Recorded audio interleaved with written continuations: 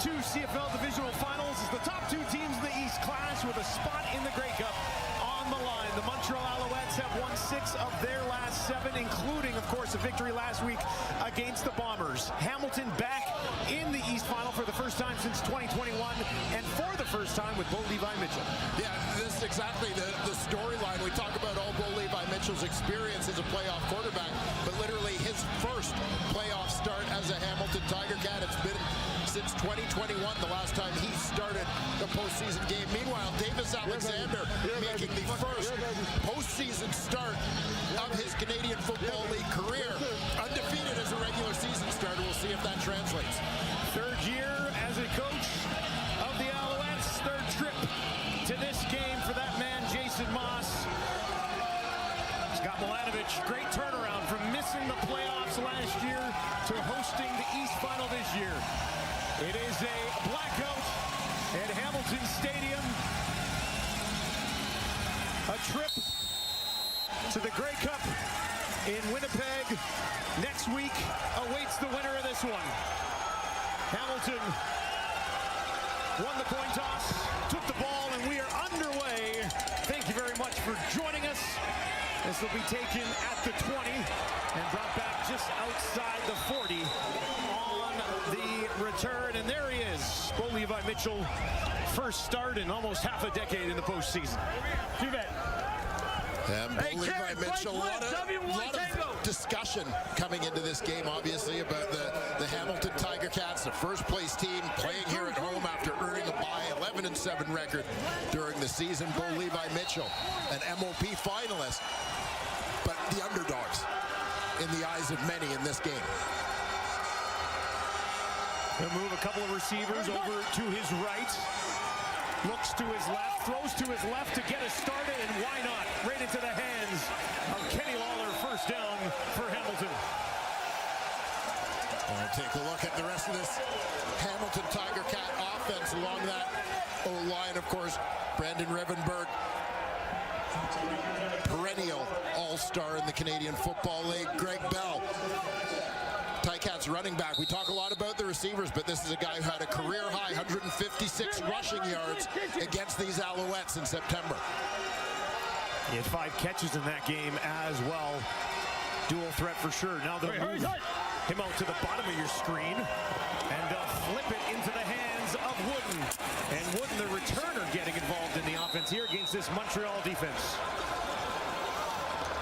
And things start up front for this Montreal D. Isaac Adayemi Berglund, the most outstanding Canadian in the East Division this season. Linebacking core anchored in the middle by Darnell Sankey, third year with the Owls. And on the back end, it's been that field halfback spot that's always been a little bit of a revolving door for them this year. Robert Kennedy makes the start this week at that spot. Regular starter Seontae Evans still on the injured list. 2nd and 5 here for Bo. Gets it away. Bouncing around and incomplete. He was looking for Lawler. Defended by Robert Kennedy, who you were just talking about. And that'll bring up 3rd down for the Ticats.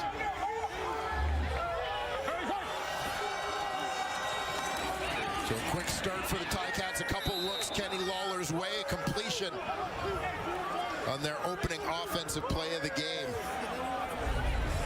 But unable to hold on that one with Kennedy providing the breakup. Constantino out to kick it away. 48.3 on average this year. Lets it go from his 50, hangs it way up there. That's a high, shorter kick taken with flags flying just outside the 20. Now, I think they should pick up this flag. Tyler Ternowski, who's one of their best punt cover guys, he's lining up on side on the punt. He's behind the punter when the ball is kicked here.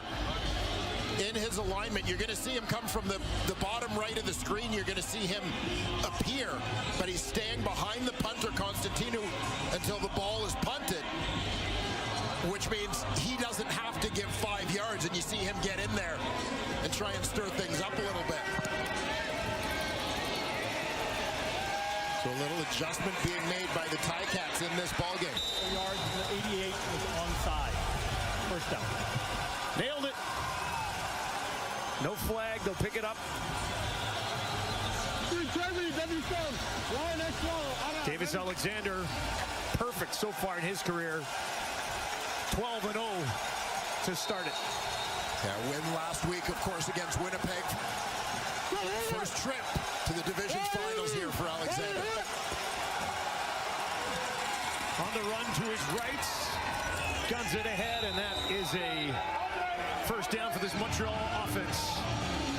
Yeah, an offense that had a late change to their lineup. Des Holmes, the American, comes in at left guard. Pierre-Olivier Lestage was a late scratch.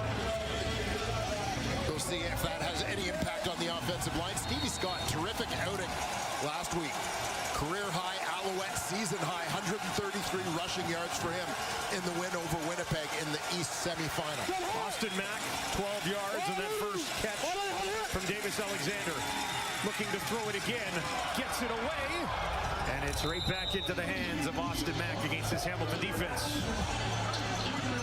Yeah, defensively, the Tiger Cats are led by Julian Hauser, the top defensive player in the East Division this season. The linebacking core welcomed Reggie Stubblefield as an offseason signing, coming over from these Montreal Alouettes, where he was a Grey Cup champ in 2023. And in the secondary, late change, Quavian White comes in as Jonathan Moxey had to deal with a family emergency, pulled it away from the lineup. So White, who played 2 regular season games, is in. 2nd and 1. They bring in Patterson to push it ahead, and Davis Alexander has meant the world so far to the Alouettes this season. 8-0 with them, 3-8 without them. Yeah, and continuing, an unbeaten record that he put together last season, filling in for an injured Cody Fajardo. So the Alouettes yet to lose a game in which Davis Alexander has started. The Hamilton Tiger Cats, led by their defense, of course, looking to change that.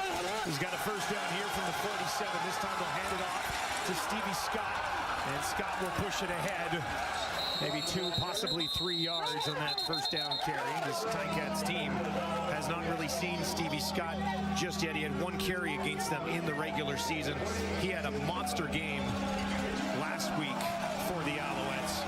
133 yards and a couple of touchdowns. And Stevie Scott, bigger back than some of the guys we've seen in Montreal in recent years, whether it's been Sean Thomas Erlington. We'll see a little bit of Travis Tice today as well. Walter Fletcher last season. True power runner, more in the mold of William Standback. Yeah, 6'1", almost 220 pounds. Near sideline to Philpott, and he goes down and gets it. First catch of the game for Tyson Philpott. And just a quick hitter here. Philpott was the guy they looked to early. A hitch-type play last week. You see, he was maybe juggling that one a little bit up near the shoulder pads. But not quite enough. That'll be 3rd and 3 yards. We got our first look today at Zima, just under 48 yards per punt. Notice the Ticats have 2 returners deep to make sure they cover the whole field. They don't want to let that ball get on the ground and bounce out. Zima hangs one up there. He's going to be taken just inside the 5. A little bit of room on the near sideline, and then pushed out of bounds is Wooden. Bo Levi Mitchell looking to push these Ticats back to the Grey Cup. He'll have the ball when we return to the Hammer.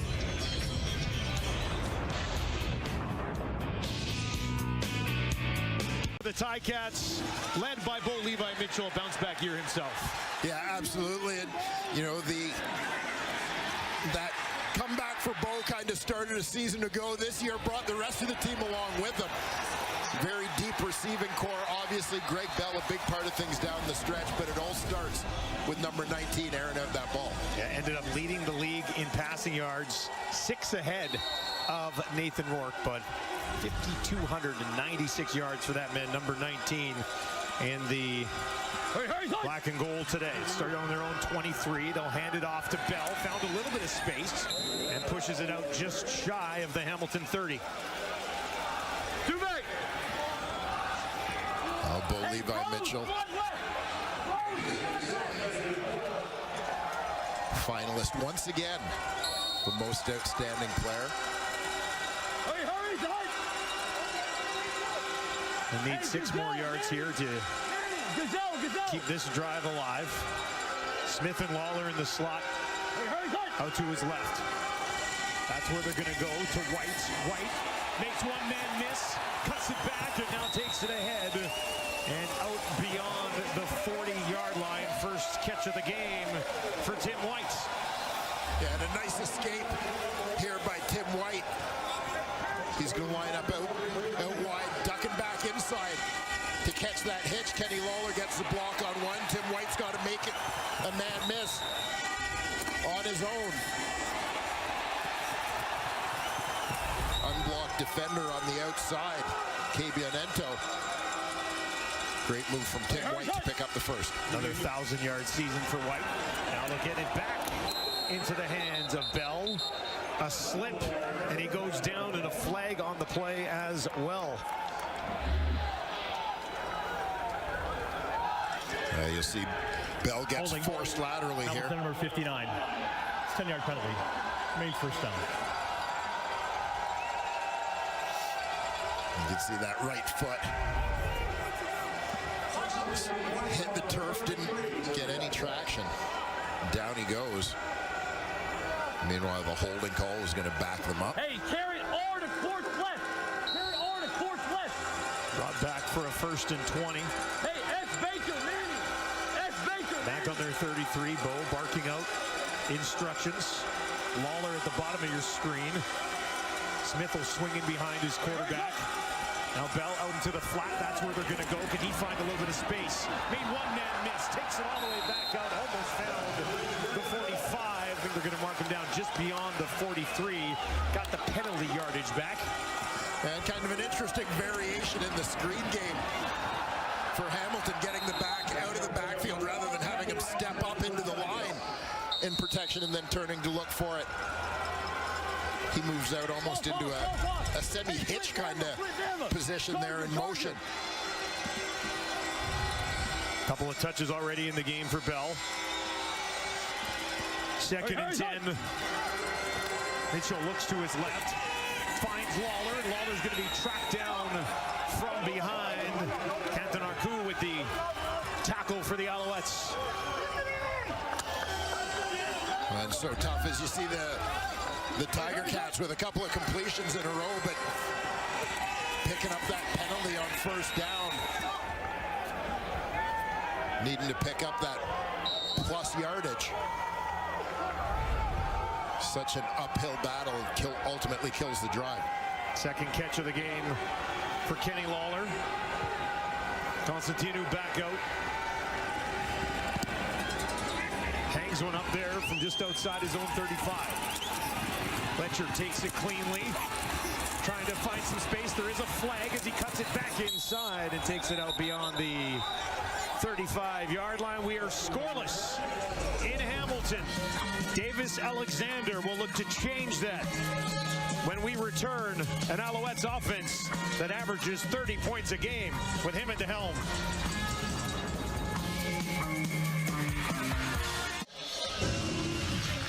Well, if we had any doubts that the playoffs would be too big a moment for Davis Alexander, Dwayne, I think those were taken care of last week, weren't they? He's outstanding.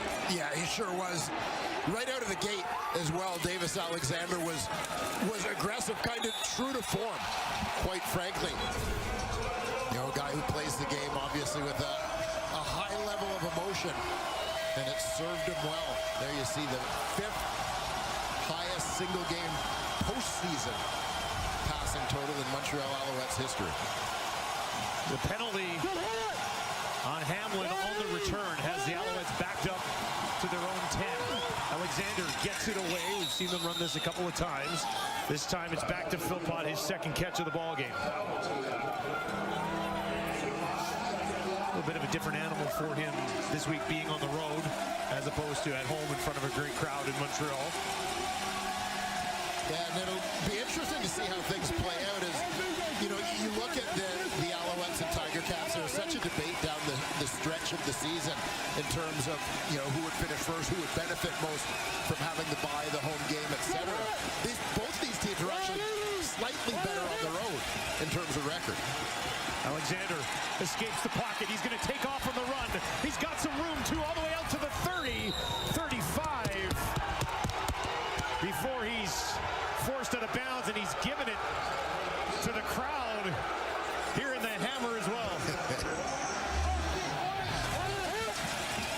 Davis Alexander showing he can get it done when things break down. That speed around the corner. Nice pickup to buy them a little bit of room getting out of their own territory and able to do it without taking any unnecessary hits. He won't make any friends here today at Hamilton Stadium, that's for sure. Alexander gets this one away behind the intended target, bouncing around. And incomplete. He was looking for his fullback, Jacob Mason. A little bit behind him, and he couldn't haul it in. Yeah, Mason trying to adjust and reach back with his right arm as he's working left to right across the field. And it did look like he did, in fact, appear to keep it off the turf. And almost a Ticat interception. That would have been disastrous for Mason. Second and 10. Alexander on the run to his right. He's going to keep it again. This time he runs into some traffic and is taken down. Looks like he'll be a couple of yards short of moving the sticks.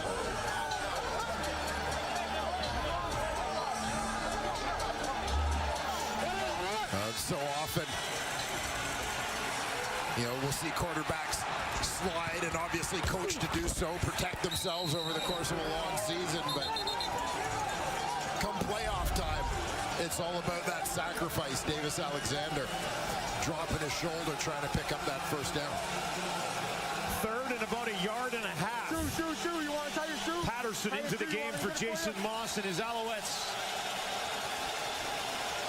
Huge spot here for the Ticats defense. They'll give it to Patterson, pushing it ahead, and it looked like that initial push was enough. Should be a first down, Montreal. Yeah, just finding a little bit of a soft spot to his left.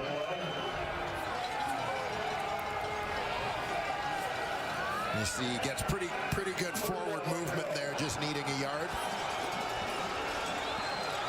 Patterson, of course, taking over short yardage duties for the Alouettes with the injury to Caleb Evans. Got hurt in his first start of the season in BC.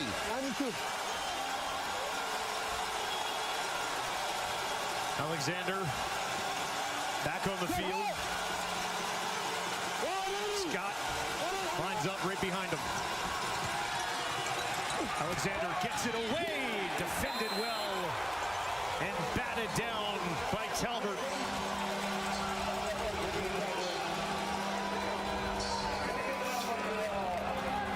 The ball had to get out of there quickly as Julian Hauser went off a career-high 13 sacks this season. It's the unblocked man. It's a little bit of almost an option type situation. But Hauser did a nice job of getting in the passing lane while closing on the quarterback. Hauser all CFL for the first time in his career. Ticats at 4. Alexander gets it away. And that is into the hands of Sneed, who came back to the ball. Only had one catch last week, did Tyler Sneed, after over 1,100 yards on the season. And got an offensive lineman down back by the original line of scrimmage. They're going to help him up, it looks like. That's their left tackle. 3rd and 2. We saw them go for it on 3rd and about a yard and a half earlier on this drive. This is a full 2 here, Dwayne. What do you think? Midfield? Yeah. Big moment? Yeah, looking at the situation, we saw them, remember, a couple possessions ago from midfield. Similar kind of thing, needed about 2, maybe 2 and change, but electing to punt to try to play for that field position in the early part of this ball game. surprised to see them going in the same direction here, sticking with that philosophy. Yeah, Zima trots onto the field, ready to kick it away. Wooden and Tim White go back to await this kick from Joseph Zima.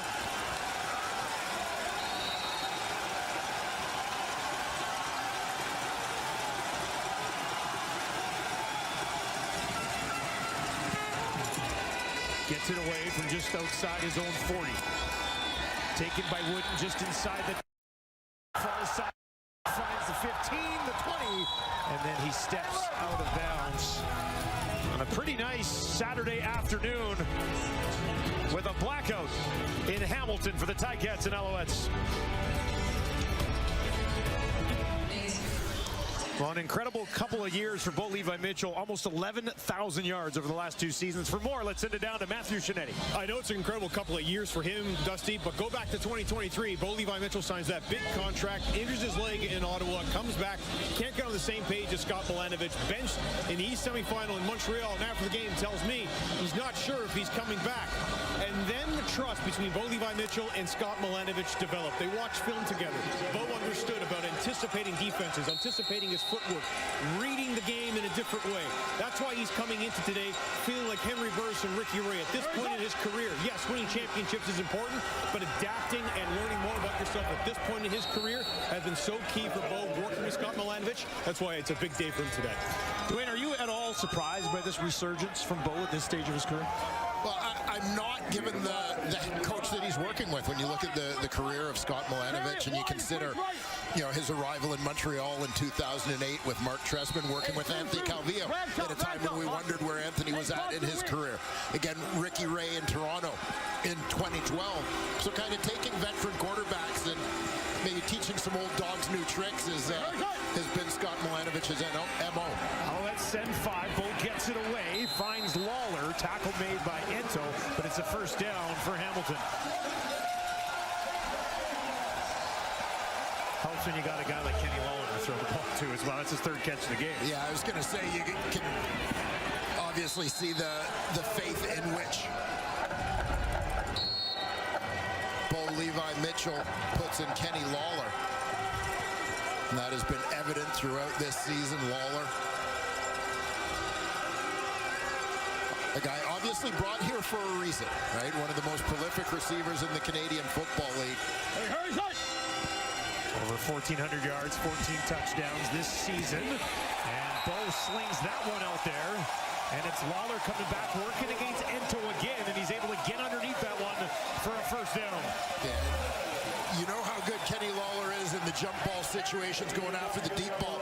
They're going to try and sell that a little bit here, and then he's going to hook it up. So try and push the defender off. Pretty good break on the ball by Ento. But nice route from Kenny Lawler and Bo Levi Mitchell. Doing a good job with the placement of the throw. Back on the ground to Bell. He's got a ton of space, and he's got a first down and more. Inside the Montreal 45. And a nice spark for the Ticats at the end of the first quarter. Montreal 0, Hamilton 0. But the Ticats starting to buzz a little bit offensively as they look to find their way back to the Grey Cup.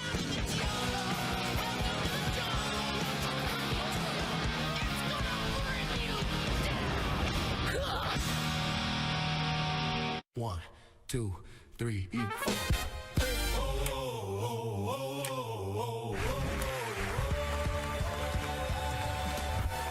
Levi slings it like a cannonball in the sky. Kenny Lawler catches dreams and leaves defenders asking why. Oh, why? Julian Hauser crushes QBs in the blink of an eye. Stavro snags a pick like a thief on the fly. It's mine. Hear the roar. We fight. Ride. Never back down. Black and gold pride runs through this town. Well, we are taking it to another level here in Hamilton this afternoon, aren't we? Was that your idea? I heard this was your idea. You know, I do like the musical theater. Yeah. Maybe even more than Kate. in fact. She really knows her stuff, doesn't she? Yeah, I mean, you don't want to stereotype that, football and the arts don't go together, right? Yeah, they obviously do. You saw the big crowd in the video there. They were all loving the theater.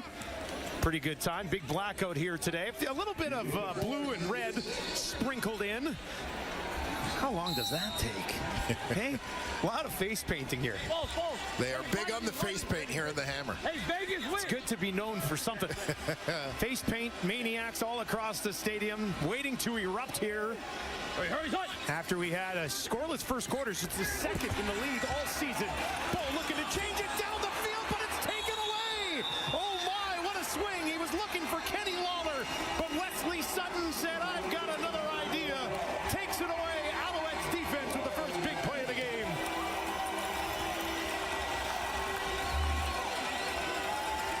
You're going to see Kenny Lawler. He's right at the bottom of your screen, basically working down the sideline.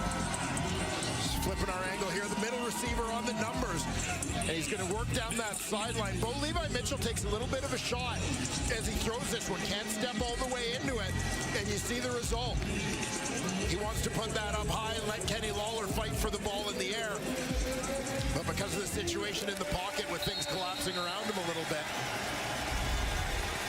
that one comes up short. Wes Sutton makes him pay. He had 3 interceptions during the regular season and a big one here in the East Final. Davis Alexander backed up in his own end zone on the run. Finds a little bit of space, a little bit of breathing room. And he's pushed into official on the sideline. Davis is all right, trots back out there. Wasn't Davis I was worried about. Yeah, this is the one dangerous thing you get into this field position. Obviously, your playbook's a little bit limited. Once he starts scrambling, he can only go one way. Navigating around those goalposts. 34 rushing yards for Alexander so far in this game. 33, sorry, on 3 carries. Now Davis in trouble, and he's going to be taken down. Who else to get a sack party started here in the Hammer but Julian Hauser?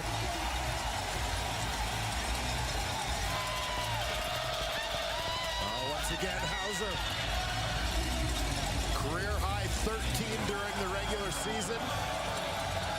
En route to being voted the most outstanding defensive player in the East. It looks like the O-line, the right tackle there, Tiger Shanks, seemed a little slow getting out of his stance as Hauser kind of blew by him. Wonder if there was an issue with the snap count, perhaps. Communication. Zima, middle of his own end zone. Lets this one fly. Wooden slides over, takes it right at midfield. And he's gobbled up and taken down, but good field position nonetheless for the Ticats. When we return, Davis Alexander, Julian Hauser, going to get you good, isn't he? Takes him down, first of the game. Just like I should, I'll get you good. From the world of Stephen King, go back to where it all began with the much anticipated new HBO original horror series, It, Welcome to Derry. Stream now only on Crave.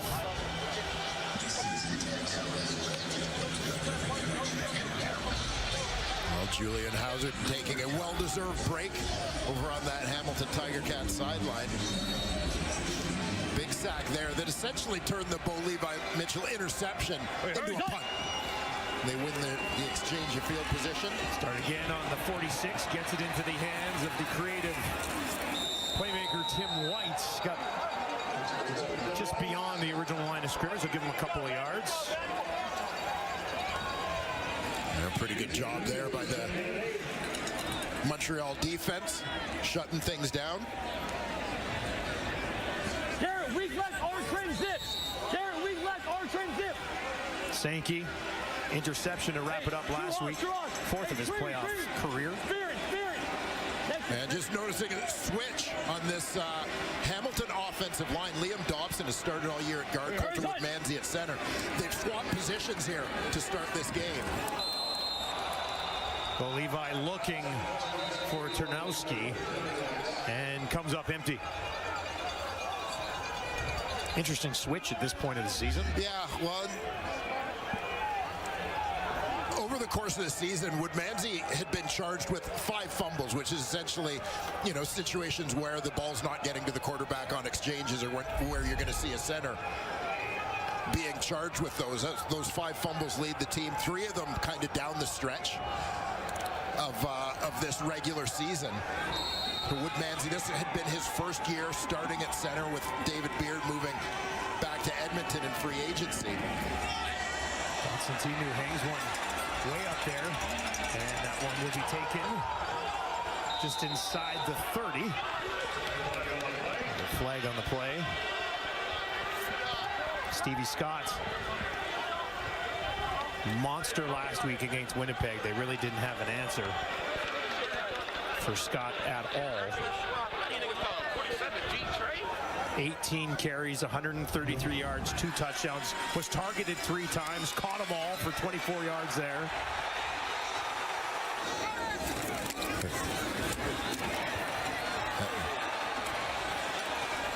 This was one of the plays in the game for Stevie Scott and for the Alouettes. The team touchdown. We chatted with Jason Moss yesterday. He said that might be his favorite football play ever. Yes. He absolutely loved how they rallied together. So they're going to pick up the flag again. We're going to have to get eyes here on Ternowski now. Yeah, on these. Exactly. Obviously part of the game plan for Hamilton. And now the Tiger Cats are punting into the wind now. It's started to pick up a little bit. That'll be interesting on a couple of notes. Obviously, strategically, what Hamilton's going to try and do, but also the fact that Hamilton won the coin toss. And then what, to me, is an interesting twist in this stadium, where wind is so often a factor, they chose to take the ball out of the gate. So, Montreal maybe having control of that wind situation down the stretch. Tice in the game. Running back gets a couple of reps here. Yeah, Travis Tice. It was something of an early season and preseason sensation for the Alouettes. Over 350 yards rushing for him through the regular season as part of a running back by committee situation, whether it was with Sean Thomas Erlington or with Stevie Scott. We also saw him having some success in the return game for the Alouettes. He had been on the injured list the last few weeks. They get him healthy. He's in. Sean Thomas Erlington out of the lineup today. His only touchdown of the year was a return touchdown. Now here's Alexander, gets it away, and that'll be enough for a first down as he goes right over the middle into the hands of Philpott. His 3rd catch of the game that leads the team.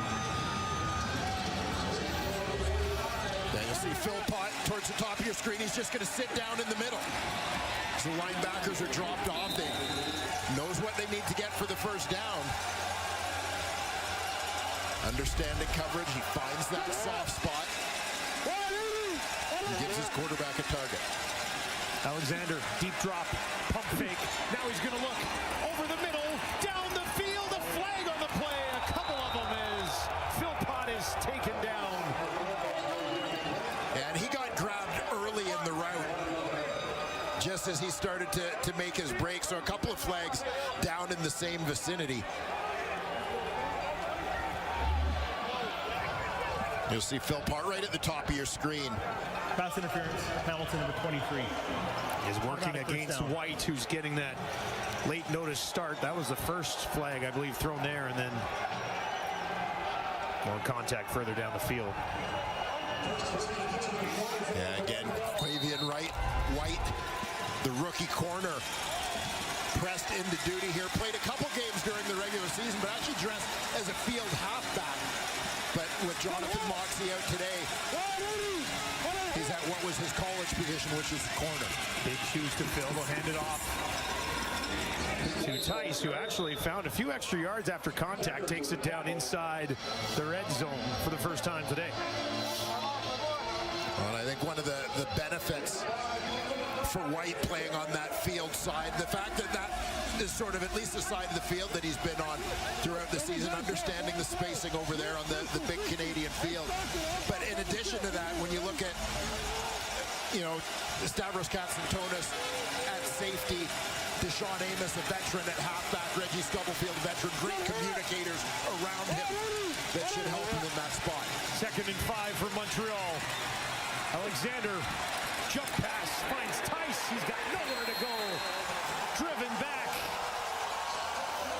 by Braxton Hill. Stubblefield involved as well. And it'll be a field goal attempt for the Alouettes. Yeah, Stubblefield the first to make contact on that one as Tice checks down out of the backfield, starting to the right of Davis Alexander. He's just going to leak out. Stubblefield closing quickly, gets a hold of the leg. Braxton Hill chipping in from his middle linebacker spot. Maltos Diaz just shy of 90% in the regular season. Hit a couple last week. That one is up, and it is through, and we've got points on the board in the East Final. Montreal goes up 3-0. Wanted more. Ticats defense wouldn't have it.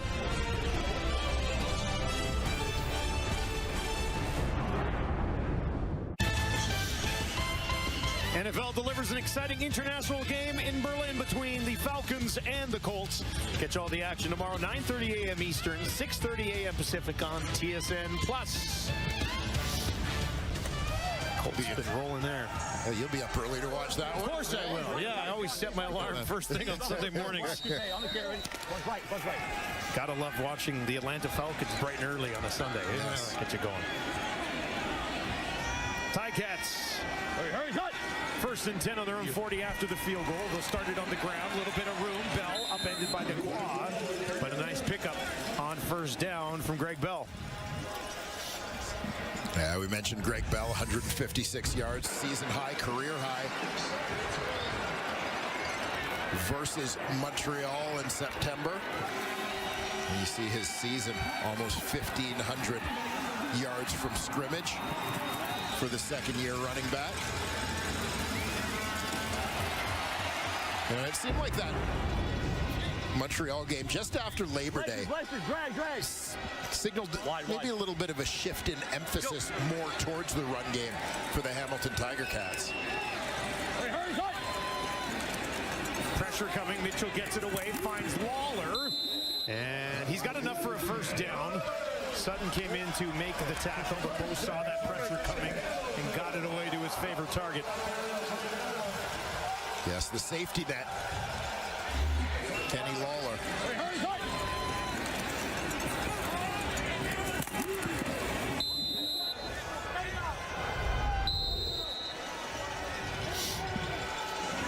He was shaking off the effects of that hit afterwards.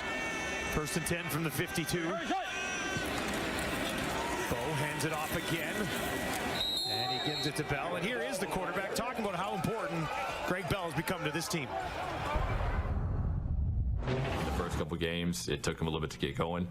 But you kind of saw our offense really take off once he did. And it had a lot to do with changing the way he blocked, right? The physicality of it. Running was more physicality because he's a speed guy. He can get around. He can move around guys. Once he took off, I feel like we really became an offense that was much, much harder to stop. Well, he's averaging 7 yards per carry so far in this one. We'll see how much more they keep him involved.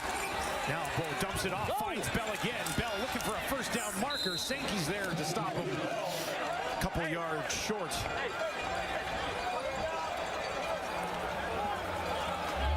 Alouettes doing a nice job here to force the ball out of Mitchell's hands quickly.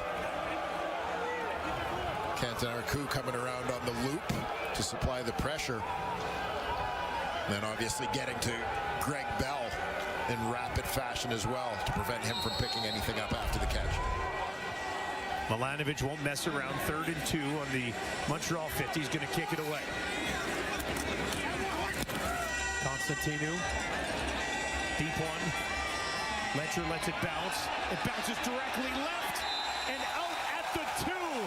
How about the English on that one from Constantinu? Philpott, 3 catches for 21 yards so far today. Had 10 for 135 last week. They'll have the ball when we return.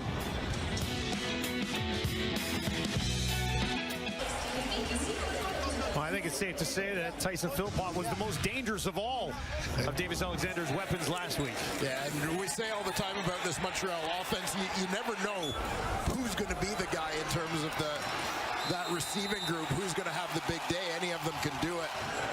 Never a surprise, though, when it is Tyson Philpott, clutch performer.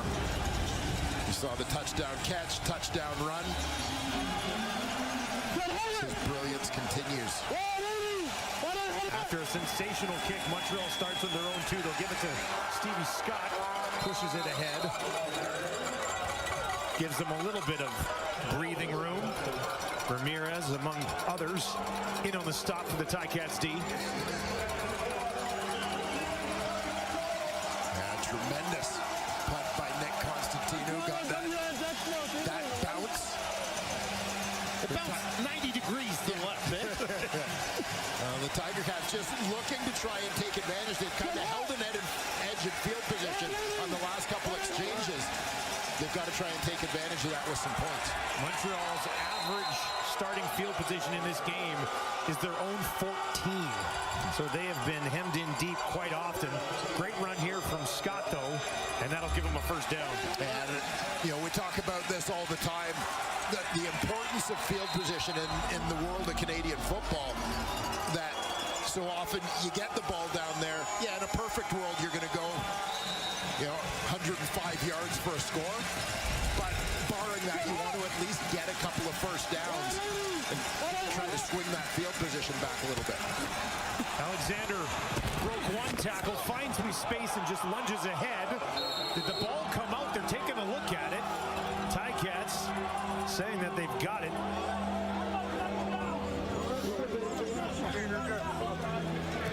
Might have to get another look at this one. You're watching at the tail end as Alexander pulls this one, becomes the ball carrier. I think his left knee is down regardless. It's definitely down, yeah.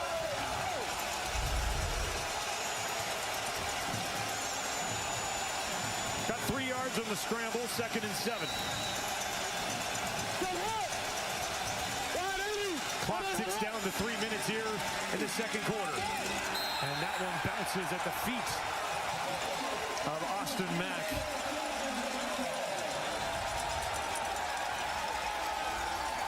And we have hit 3 minutes remaining in the half at the East Final in Hamilton. Ticats trailing 3-0. Well, look, if you love defense like the 2 guys beside me, this halftime's for you, not the other 2, though. Not the other 2. More defense? What? More defense, go. No, we'll also tee up the Western Final. It's balmy in Regina. Has anyone checked on Dave Naylor, by the way? He's frozen. He's freezing. He's freezing. Nails is freezing. Freezing.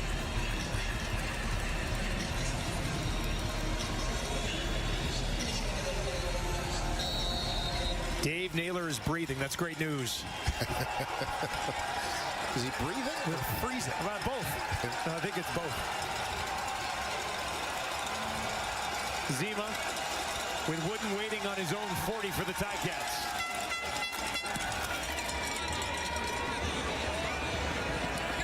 Takes it cleanly just inside the 50. Can he find a little bit of space? He might have something cooking. Wooden down to the 50, to the 40, trying to get around the punter, but he'll track him down.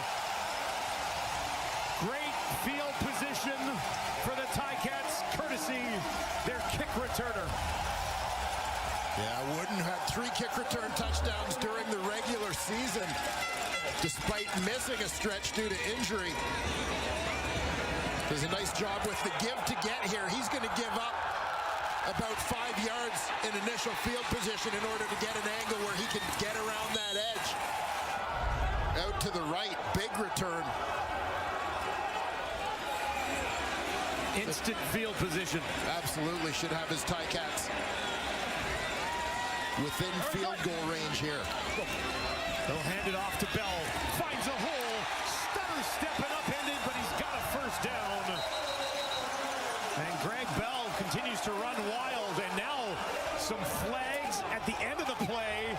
And another flag. Ticats are coming unglued here. This Jordan Murray took back-to-back penalties here that are going to negate this run and then some. Hey!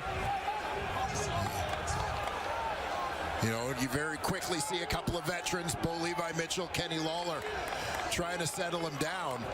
You know, credit him from my perspective here, watching the play unfold. It looks like he's trying to finish his block, but carried on too long after the whistle. The ball was behind him. He couldn't see the ball and stayed on his man, drove his man down.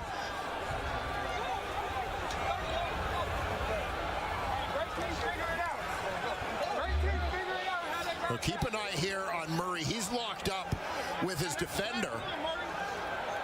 The 28-yard line. He's got Darnell Sankey. Sankey is stopped on the play. And Murray takes him down. So that's one flag. But then the reaction when he gets flagged draws another. Can't do that. Well, I mean, like, you're talking about a tight game, right? A 3-0 game at almost halftime, and you're within field goal range, and you're going to take flags that are going to back you up against the wind. And this is just bad decision making from Jordan Murray on this play. I get the feeling, I think everybody who's ever played the game has been there at some point where you feel that frustration, but you've got to manage that. The officials taking some time to sort this out. There's 2 penalties that will have to be dealt with here. Should be. He's out, right? Let's let it go. Next play.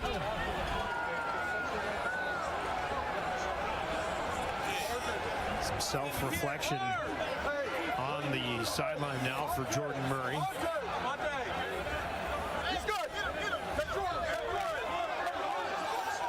And this is getting backed up big time.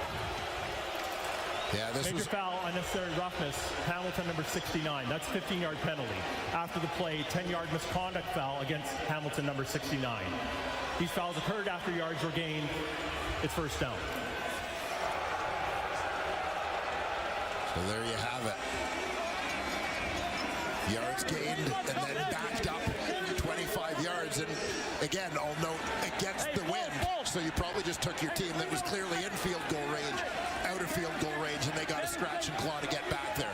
The fortunate thing, dead ball, first down was picked up. It's still 1st and 10. Lawler will slide around in behind Bo, and now over to the far side of the field. Mitchell, pump fake, gets it away. Found the big fella, Robinson, over the middle. That'll go for close to 6. You see 69 Murray at left tackle. Credit him for the response. You saw a couple teammates talk to him, kind of get him settled down. Looked like he gathered himself a little bit on the sideline there for a minute, doing a pretty good job against a terrific pass rusher in Isaac Adeyemi Berglund on the last play. 2nd and 4 for the Ticats. There's a flag here. They'll get it away to Smith. Has the first down, but there is a flag on the play. I think this is coming back against Hamilton as well, who's a pretty disciplined team throughout the regular season. And this could be the tackle. Murray maybe twitching a little bit early. Can you look at the helmet? I really hope that's fucking working. Offside, Hamilton. 5-yard penalty. Remains 2nd down.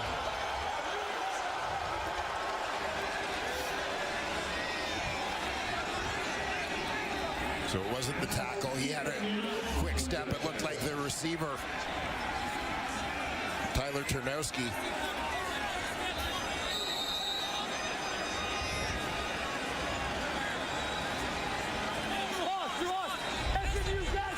I think that's actually Keandre Smith working from that spot. It was just a little early with his waggle. 81 penalty yards in the Ticats already in this game. 2nd and 9. Mitchell downfield.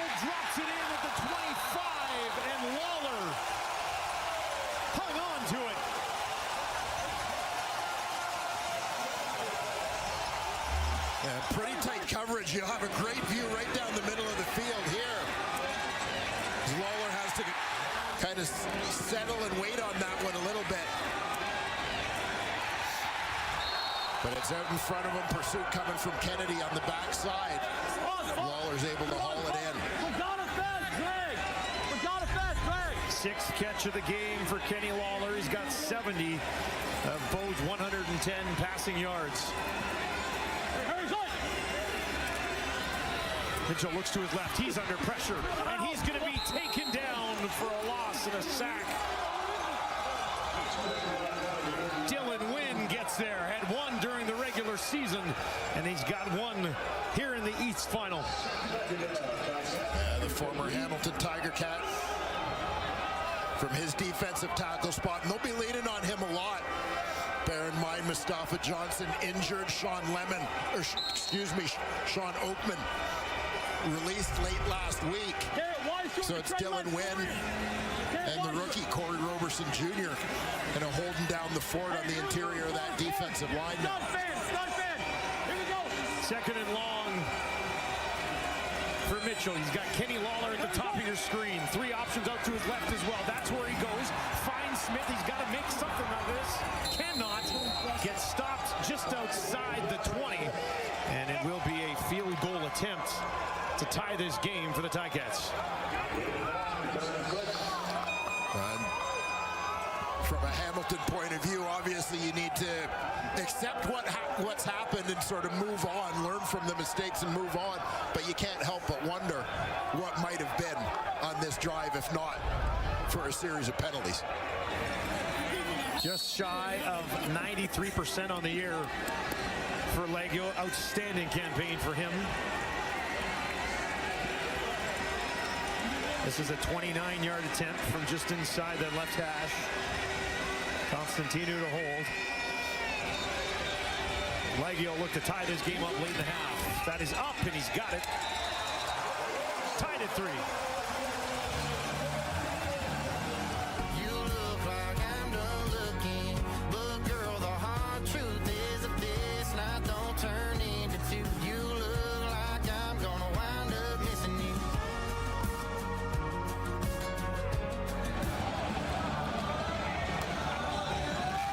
Levi Mitchell back into the tablet, trying to figure out a way to solve this Montreal D. Hamilton's offense this year averaging over 29 points per game. We mentioned Davis Alexander in games he started. Montreal's basically a 30-point team. Yeah. And we got 6 combined points so far in this one. Yeah, credit the defensive coordinators for keeping things in check. Alexander out to his running back, Stevie Scott, pushing it ahead, and he's close to a first down. Marked just short. That's been a lot of settling for the underneath stuff and the checkdowns so far in the first half of this ball game. As I'm sure both defenses in terms of their approach and limiting the risk, not wanting to give up the big play either way. Ticats just send 4. Davis still feeling a little bit of heat. Now Alexander's on the run to his right, lays it out there. Big hit. Oh, he got popped out of the 40, but it doesn't matter. Sneed hangs on, and they're in field goal range. I absolutely love this football play. Davis Alexander doing his thing. He gets on the move. His go-to guy, Tyler Sneed, the smallest guy on most football fields, he steps on. Love the hit from Katsantonis. Love the bounce up and holding on to the ball from Tyler Sneed. Alexander takes off with a slide. Katsantonis was flying in there again as well. First down, Montreal. And here it is again. You can see Katsantonis closing as the ball is coming. As fired up as he is with the hit, Sneed just as fired up with the catch. Fire. So Montreal moving quickly here at the end of the half, and Dwayne, in a game that is so tight, to put possibly 3 more points on the board here late in just a matter of seconds. Yeah, could end up being the difference in this game. Huge, and and always that kind of double dip, right? End of the second quarter here for Montreal. They're going to get the ball to start the third quarter. as well, so you get those back-to-back, potential of back-to-back offensive possessions. Good drive! Good drive! Good drive! Good drive! Way to play, Blake!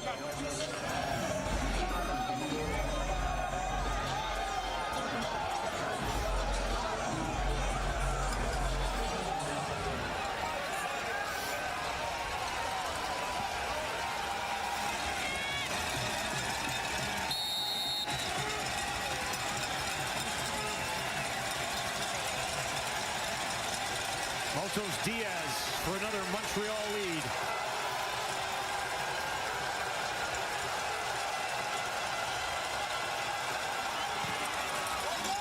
And he is money again. Maltos Diaz 6, Legio 3.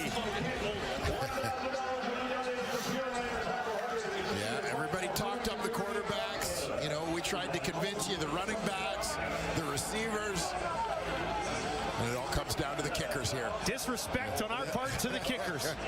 Both guys, look, 2 outstanding seasons for these guys as well. Maltos Diaz had 58 field goals during the year, which is just 2 shy of Medlock's CFL record of 60. And Legio, well over 90%. And 3 big points right at the end of the half here. Davis Alexander putting together a drive, finding Sneed, took some punishment, but some punishment that leads to a lead.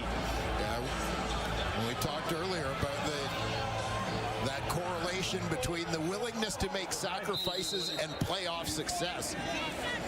Tyler Sneed taking the big hit to make an even bigger play for his team. Hamilton Tiger Cats will head to the room at home in an East final, trailing by a field goal. Davis Alexander, 9 of 13 for 80 yards. Bo Levi Mitchell, 12 of 15, 119 yards. And an interception in this game, trying to find Kenny Lawler, but Sutton had other ideas. Yeah, and you think about Hamilton threatening a couple of times in this ball game. This was one of them, right? Kenny Lawler has been obviously a favorite target, as expected, of Bo Levi Mitchell in this ball game. But they get some pressure on him. That affects the throw. You sort of saw the flight of that football. Wobbling a little bit. It comes up short as Bo took a hit as he threw it. Wesley Sutton, all too happy to step in front and make that pick. Sutton had 3 interceptions during the regular season, and a big one here in a playoff game, standing by with Matthew Jeanette. Wesley, 1 interception. It helped you guys get this lead, but how fine are the margins in a game like this? How are you diagnosing the Ticats offense right now? You know, we're just playing Alouette football.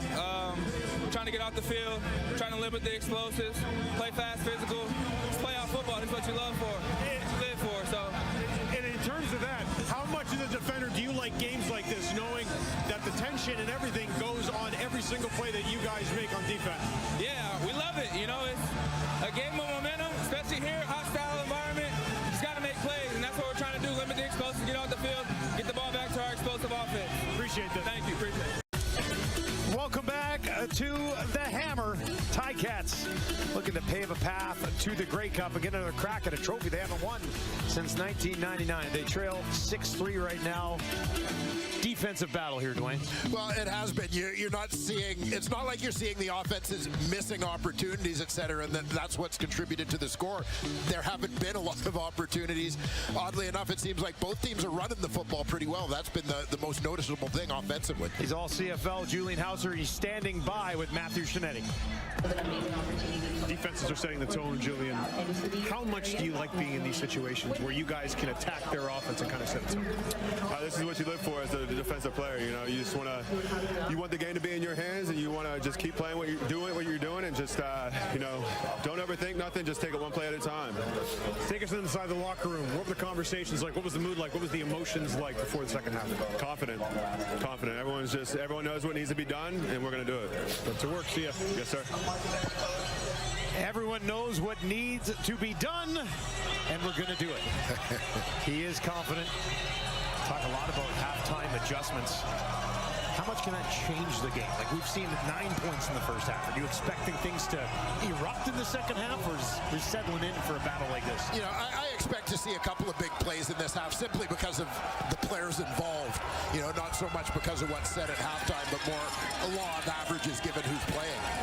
We are underway. Montreal will have the ball first. Tice on the return. Decent field position. And a look at Davis Alexander using his legs in the first half.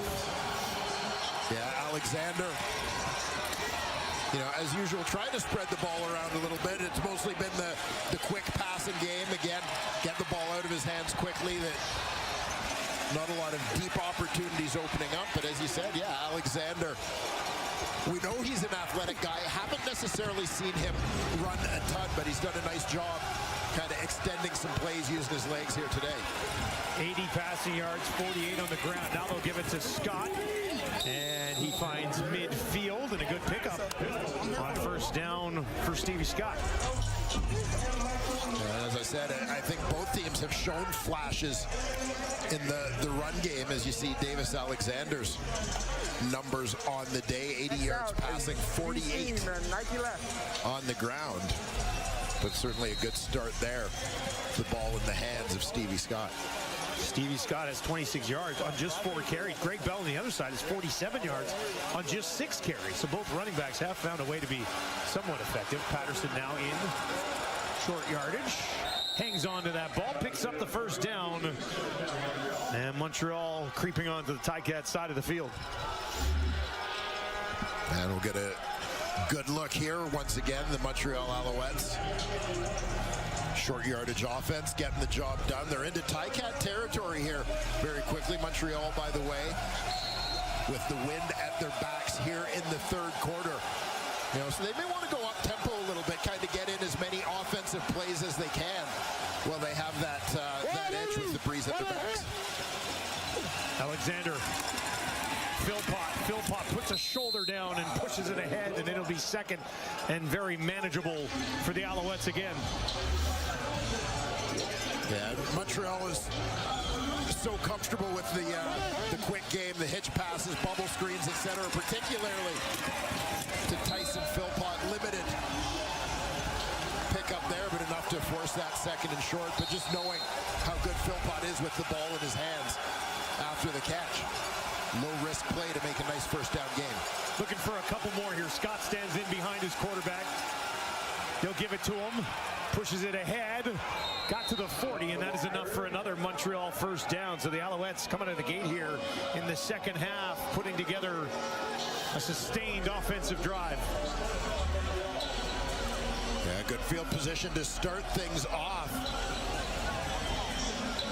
And Stevie Scott with a couple of touches here early in the third quarter, making his mark on the ball game.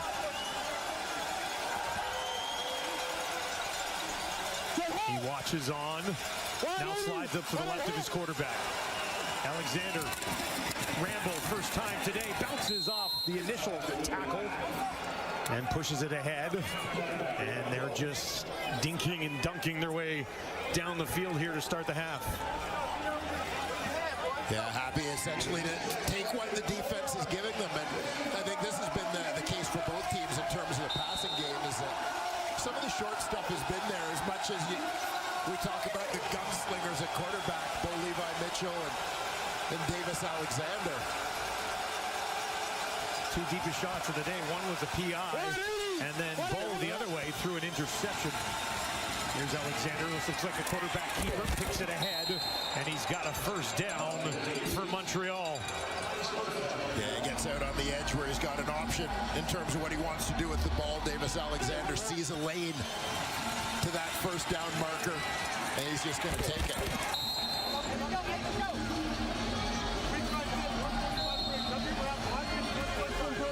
Alexander already carried the ball 6 times for over 50 yards in this game. First down from Hamilton 28. Looking to silence the crowd here early in the half. Looks deep. Now he's on the run to his right. And that is broken up. Trying to find Philpott. But broken up by White.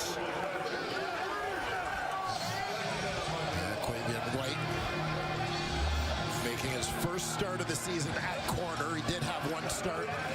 If you watch Philpott right on that right edge of your screen down the hash mark. Bending it out. But White providing pretty good coverage, gets his left hand in to bat that one away.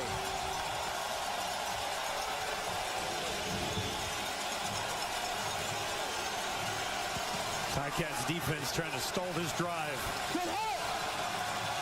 2nd and 10. Alexander. Pressure coming on the run to his right. Gotta go. Looks down the field to the end zone. Got it. Touchdown Montreal. Alexander to Sneed.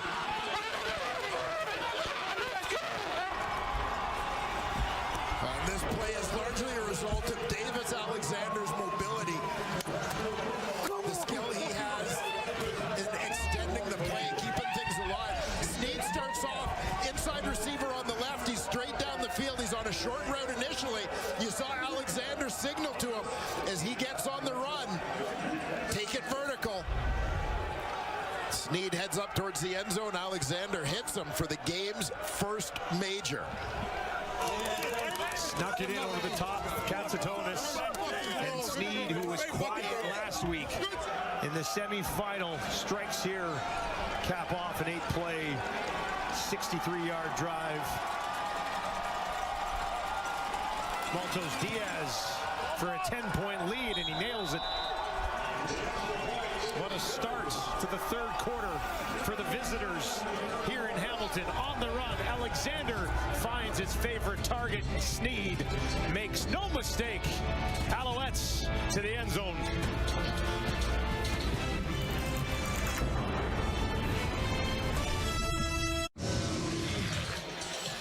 The Montreal Alouettes have the first touchdown of this ball game here on the opening drive of the third quarter. A little bit of Stevie Scott, a little bit of Tyson Philpott, certainly some Davis Alexander,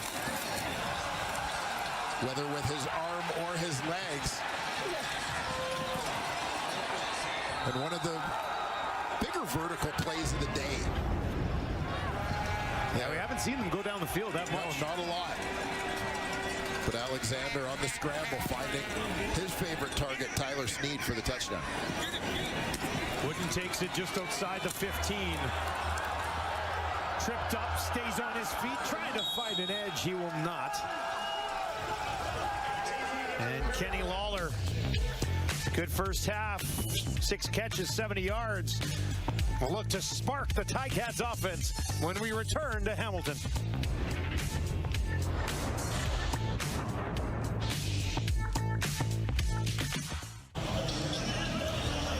Well, the Hamilton Tiger Cats just 3 points in the first half, but Kenny Lawler did his part, 70 yards on 6 catches.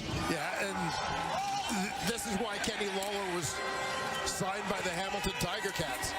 To get them into big games and to produce for them in those situations. He's certainly done his part through the opening 30 minutes. We'll look for more here in the second half. Bo Levi, 12 of 15, 119, and an interception, which was thrown in Kenny Lawler's direction. Now he gets it out to Robinson. Turns it upfield. Kenny Lawler burst onto the scene in Hamilton in a big way this year, becoming a part of what was already a pretty good receiving group, but he had a huge season. Yeah, and there you see most receiving yards for players in their first year with the Tiger Cats. Kenny Lawler tops on the list. Terrific names. I remember Matt Cody came from Birmingham up to play for the Cats. Darren Flutie, Keith Baker, a couple greats. For those wondering, by the way, I had 99 yards in my first year as a Tiger. So just off that list. Yeah, just missed. Almost had it. Now they go back far side of the field. And that one this time to Smith. He had a couple of catches in the first half, obviously capable of a monster game himself. He had 14 catches in a game this year. Topped out at 171 yards. Yeah, we talk a lot about the depth of the Montreal receiving core and that ability for anybody to step up. You look at the trio of Lawler, Smith, and Tim White, all within 2 catches of each other, and all over 1,000 yards on the season. Yeah, 2 of them with 86 catches. Tim White had 84. This one goes nowhere as they try to get something going on the ground. Bell was pretty productive in the few touches he did have in the first half. Stopped here after a yard, maybe 2. And knowing the production Greg Bell had in the first half, as well as what he did to the Alouettes in their previous meeting, their most recent meeting in the regular season. Got to believe Noel Thorpe was talking to his troops about limiting the run game here in the second half, so they can get to doing their thing, which is getting after quarterbacks. 2nd and 7 for both. 4 options out to the right. Pressure coming from the left. Hit as he throws down the field. Waiting for it over there. Bridges pulls it in. And that'll move the sticks. Yeah, East Division Rookie of the Year in 2024 with the arrival of Kenny Lawler. He shifts positions. He's lined up on the wide side a little more. We mentioned the numbers. He's the outside guy, just outside the numbers, running that little comeback along the sideline. But Scott Milanovich has talked a lot during the season about the professionalism of Shamar Bridges. There's been no complaining about not getting the ball a lot as we talk about the numbers of those other 3 guys. First catch of the game is a big one for him. Goes for 16. Now they'll go back to Bell. Good patience, and then turns it upfield. Beverett with the tackle, but he got probably 6 yards on that first down carry. All right, good. And there you see Shamar Bridges, terrific first season in the Canadian Football League. Yeah. Limited this season. Couldn't have been easy, right? To take the back seat. Exactly. Yeah. Very different role, but was there to answer anytime his number was called this season. And the answer is what the Ticats are looking to do here. Mitchell to his left, finds Lawler, cuts it inside, nice move, down inside the 25 before he's taken down by Anto and Sankey.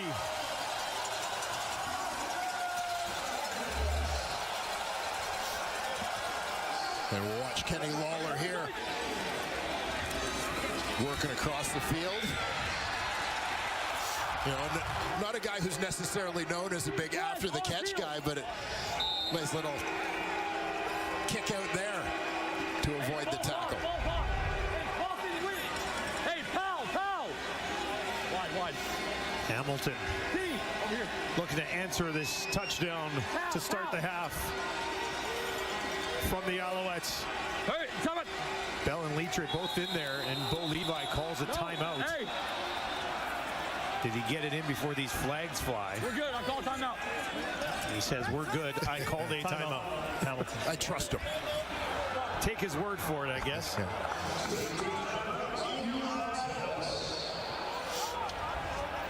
Yeah, Bo recognizing. Yeah, anytime you get an opportunity in close in a game like this, not a lot of points, close game here in the playoffs. Big team. You've got to make the most of the situation, of the opportunity here. Well, last time we saw them get down here, it was a penalty, a couple of penalties that pushed them back and stopped what might have been a possible touchdown drive. Stud, Hopper, Tyler Burke. Had to settle for 3. This time he's got things set up the way he likes it. From the Alouette 23. Has time. Found a target. Robinson, his 3rd catch of the game. Sankey was there to wrap him up. Well, Robinson only had 14 catches in the regular season, but he's got 3 so far here today. Yeah, and, you know, interesting to see the Tiger Cats on first down going with, you know, what they call their big team with the fullback, Nante Leatre in the game, as well as a tight end. Going a little bit old school. But I know Scott Milanovich likes, you know, some of the mismatches that can create in terms of size and body types. First trip to the red zone today for Mitchell in this Ticats offense. Can they go from the red zone to the end zone here? Mitchell, a ton of time looking around and ends up gunning it down. It'll be a first down just inside the 10. He goes back to Bridges for the second time in the quarter.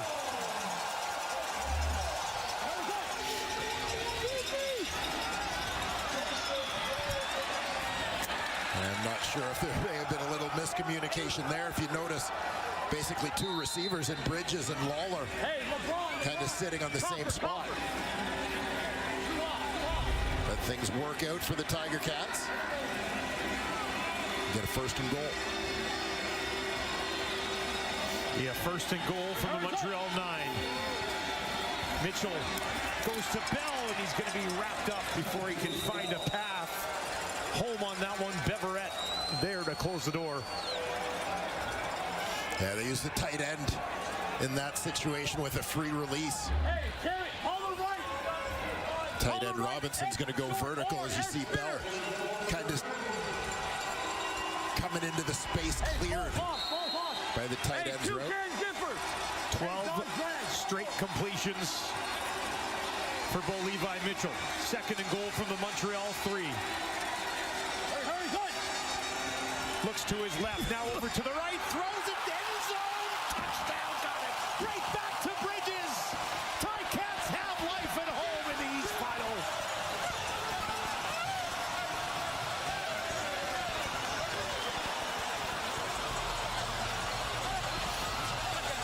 Three catches for Shamar Bridges on that possession, culminating in the Ticats' first touchdown of this ball game.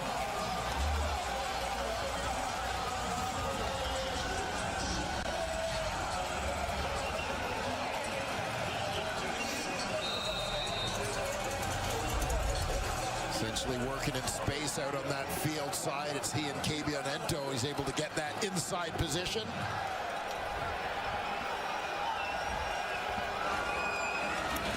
Leggio, no mistake, puts it straight through, and we once again have a three-point ball game in the hammer.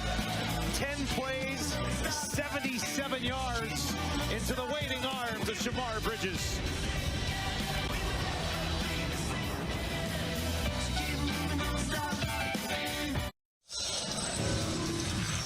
Well, counter punch here to start the third quarter. Montreal Alouettes get the game's first touchdown. The Hamilton Tiger Cats respond. Bo Levi Mitchell marching his team down the field on a drive that included 3 catches, like that one by Shamar Bridges. Often the wide side wide receiver, occasionally a forgotten man in this Ticats offense, but he comes up big with the touchdown grab to pull the Cats back within 3. 2 touchdowns during the regular season for Bridges. He's got a big one here. Letcher on the return, and he'll be tracked down. Tarnowski making the play on a beautiful Saturday night in Hamilton.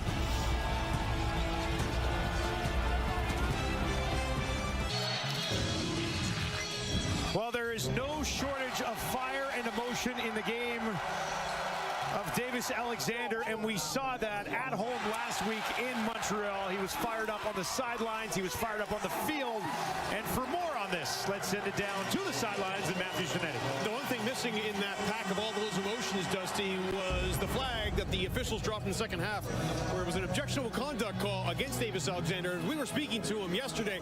You could see him deliberating the merits of using that emotion for his benefit and his team's benefit, but also trying to tamp that down. Jason Moss says he doesn't want Davis Alexander to be anyone but Davis Alexander, and you can see it today. If you're watching him on the sidelines, he's pacing back and forth with a grimace on his face, almost like he's containing himself, but we've seen it on long runs when he throws up those emotions, cups his hands around his ear to get these Ticat fans going. They're going now.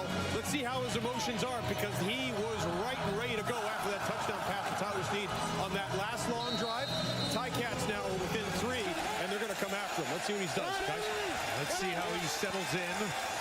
He started on the ground with Tice. Finds a little bit of space around the edge. Short pickup. Seems like that's who he is, though, right? It's in his DNA. Yeah, I mean, as Matthew talked about, it's kind of what seems to fuel him, fuels his team. Jason Moss told us, I don't want Davis to change anything. You know, maybe as time goes on in his career, you know, he may reflect and, you know, things may change a little bit. He may evolve a little bit in that way, but, I mean, this is who he is now, and this is what's working for him. Just go with it. 2nd and 6. He's got 4 receivers out to his right, looks to his left, throws to his left, down the field, taken away. Talbert slides over, and the Ticats Bullhawks get one on Alexander this time.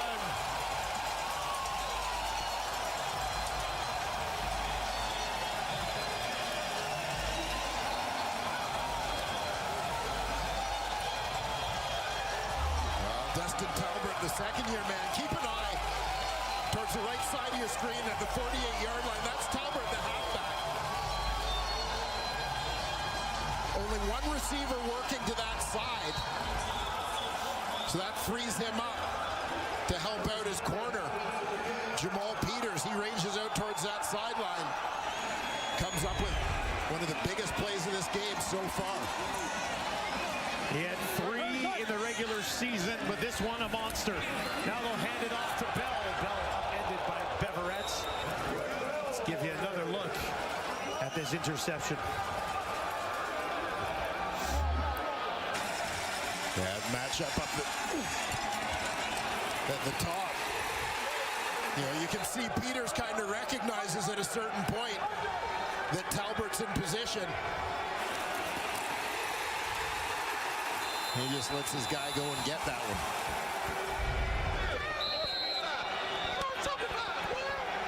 Second-year man. Start of last season, he was playing the nickel position. When Chris Jones took over as defensive coordinator, they shuffled the deck a little bit. He moved back to halfback and has really found a home there. Ticats defense, 27 interceptions during the regular season to lead the league. Now they hand it off. A big extra push and a first down in the hands of Bell again. You feel like maybe the Tiger Cats were watching the clip of that Stevie Scott touchdown from last week with the offensive lineman joining in to provide a little extra boost for their running back. See everybody staying on their blocks, looking to help Greg Bell finish this play. Saw Revenberg could turn around and then just see the pile and decided to move it a bit. Now they'll toss it out. A little bit of a reverse. Now they'll flip it back to Ball. It's blocked. Grabbed by offensive lineman. Flags fly everywhere. And that was quite something, wasn't it? Exactly how they drew it up, Dustin.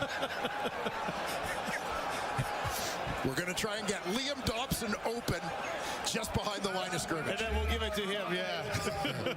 Yeah, this is a terrific play by Greg Bell because he's got a delay long enough for Tim White to get there.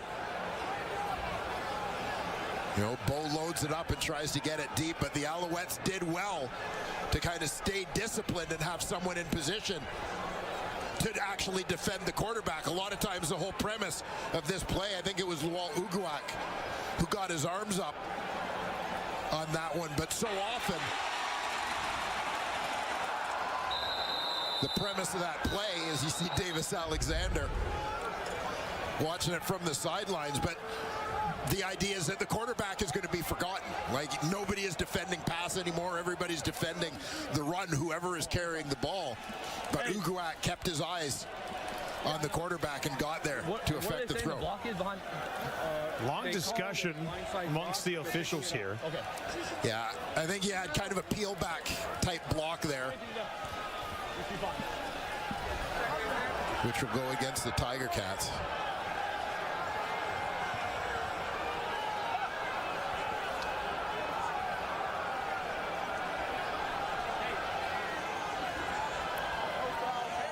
Hamilton diving deep into the playbook on that one. There's no foul for blindside block against Hamilton 59. And the ball is tipped, so the catch is legal. Second down. In the end, it'll be 2nd and 16. Love to see them try it again right away. Nobody will see that coming. Nope.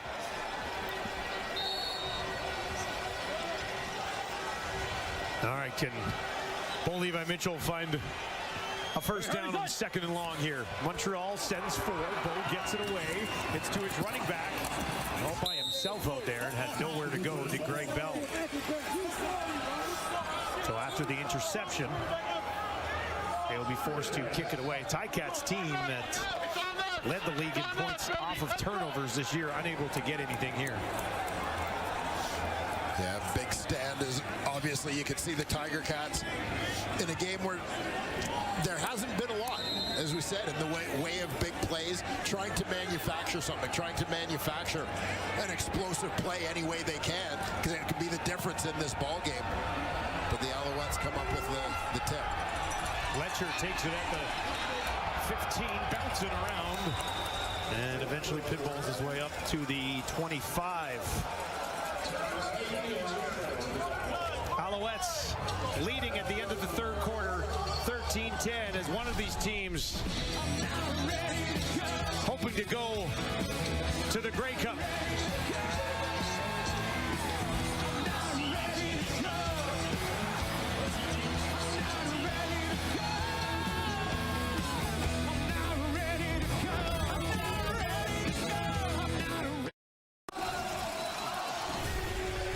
Welcome back to Hamilton, where in the 3rd quarter, Dwayne, we had these things called touchdowns that were scored by the teams, and we got a 3-point game heading into the 4th quarter. Yeah, so things still stand exactly as they did. A 3-point lead for the Montreal Alouettes. You know, to me, what looms large is that Maltos Diaz field goal at the end of the first half. Montreal sneaking in that last possession before the break. Huge catch by Tyler Sneed, where he gets absolutely blasted and holds on to the football. But yeah, things maybe starting to open up a little bit, and you know, as we alluded to with Hamilton trying, I'm not going to call it a trick play, but a creative offensive play that teams may be kind of, I mean, it's playoffs. It's kind of now or never. Open it up a bit, eh? Yeah, whatever it takes to make that play that could prove to be the difference in the game. Tice and running back now. He moves over the slot. Sneed will come in to protect for Davis Alexander. And that's where they're going to go to the running back. It's Tice. He's got it at the 50. Makes a move. Katsatonis is on him. And he'll end up taking him down. But a big strike here from Davis Alexander to his running back, Travis Tice.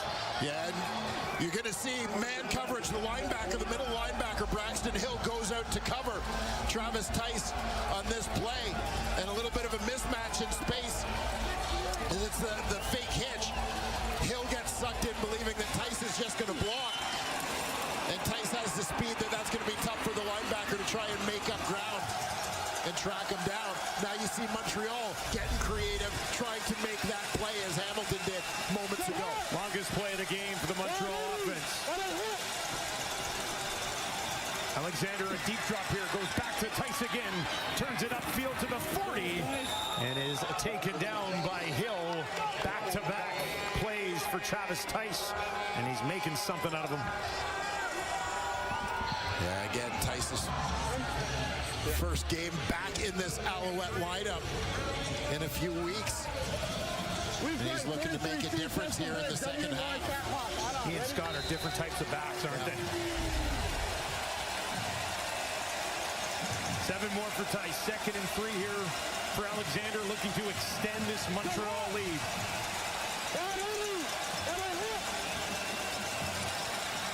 On the ground, Tice lowers his shoulder, picks up the first down. Osai with the tackle. Yeah, the track meet that some may have anticipated with this matchup. Two fairly prolific offenses through the regular season. Or perhaps prolific quarterbacks might be the more accurate description, but things starting to open up here a bit in the second half. 1st and 10 from the 31. Out to Tice again, looking for some blocking help. Found a little bit of it. And it'll be a second and manageable here for Davis Alexander. You're going to watch the three receivers for Montreal out to that wide side of the field. All getting locked up on their blocks to try and create some space for Travis Tice to go to work. Tice has touched the ball on all 4 plays on this drive so far. On the sideline now. Scott back into the game at running back. Couple steps up to the right of Alexander. And they'll give it to him. This time the big back takes it right down the middle, up the gut for a first down for the Alouettes. Nice 1-2 punch and running back here. That has certainly been that. Nice kick out there by the left guard, Des Holmes. Again, a late lineup change. Pierre-Olivier Lestage out of the lineup. Holmes in as you see Stevie Scott hobbling to the sideline. A little bit of a limp on his way off. Tice back in the game. There he is. Slides up to the left of Alexander. He's got 2 options out to his left. That's where he's going to run. Under pressure. Avoids it. Takes it down inside the 10. Pushed out of bounds by Katsatonis. Just beyond the 5.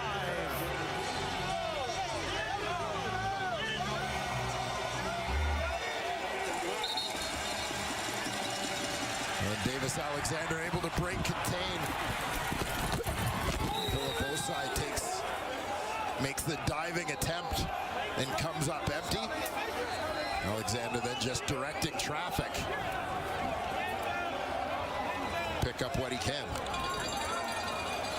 Injured Tyket on the field. You saw on that play diving to try to get to Davis Alexander. Osai, I believe, is down just outside the 20-yard line.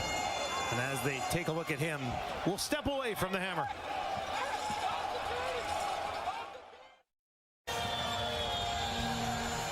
There's Ticats defensive end, Philip Osai, making his way to the sidelines under his own power. He's the contained man. He's trying to make a play on quarterback Davis Alexander. Watch him reach with his right arm, trying to trip him up, and the right arm gets caught underneath. He kind of overextends, reaching, trying to swipe the feet out from underneath Davis Alexander. Awkward position, his whole body weight kind of landing on that arm. Alouettes, first and goal from the Ticats, 6. Alexander gives it to Tice. Made one move down inside the 5. A gang tackled there by the Ticats linebackers.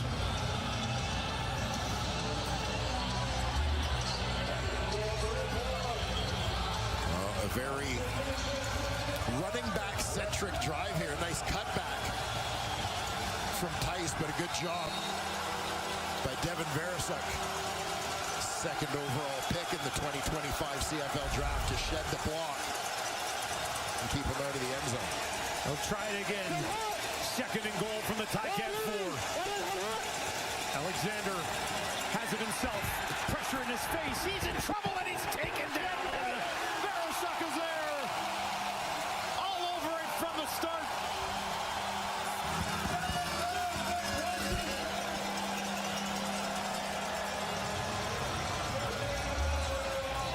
Devin Veresuk just to the right of the goalposts.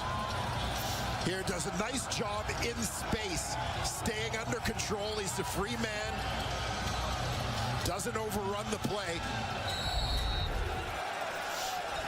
Going on to track down Davis Alexander and keep this as a one-score ball game. Altos Diaz, just a little 17-yarder for a 6-point lead. And he blasts it through. Montreal leads by 6 with just over 9 minutes to play. Davis Alexander wanted to find a path to the end zone. Veresuk would have none of it.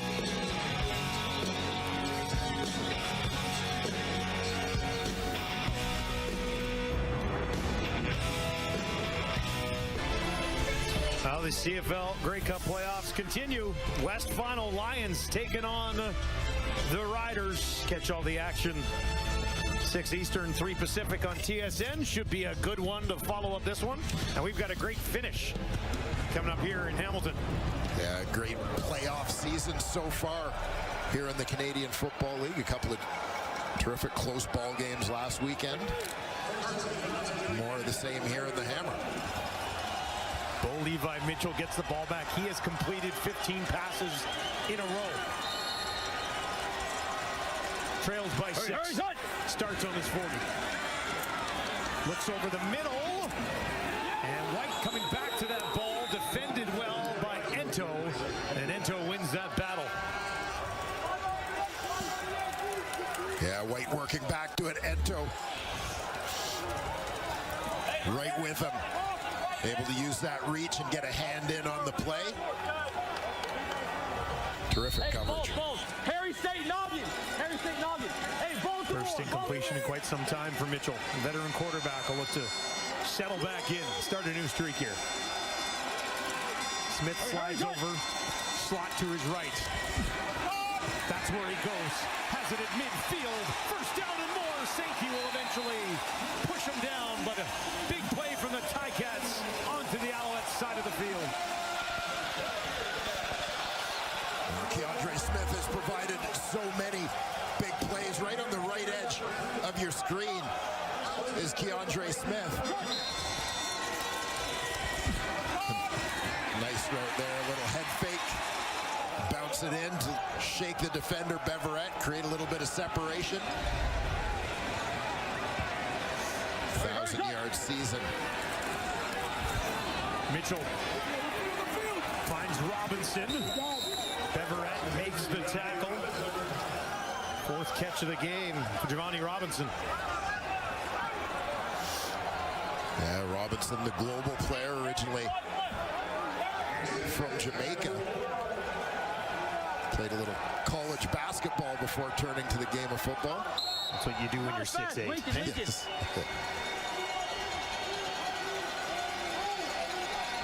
Lawler at the bottom of your screen. Everybody else up to the wide side left for Mitchell. 2nd and 4. Alouettes are going to bring some pressure. Looking for Lawler, and Kenny couldn't get there in time. Working against Lorenzo Burns, and that'll bring up 3rd down.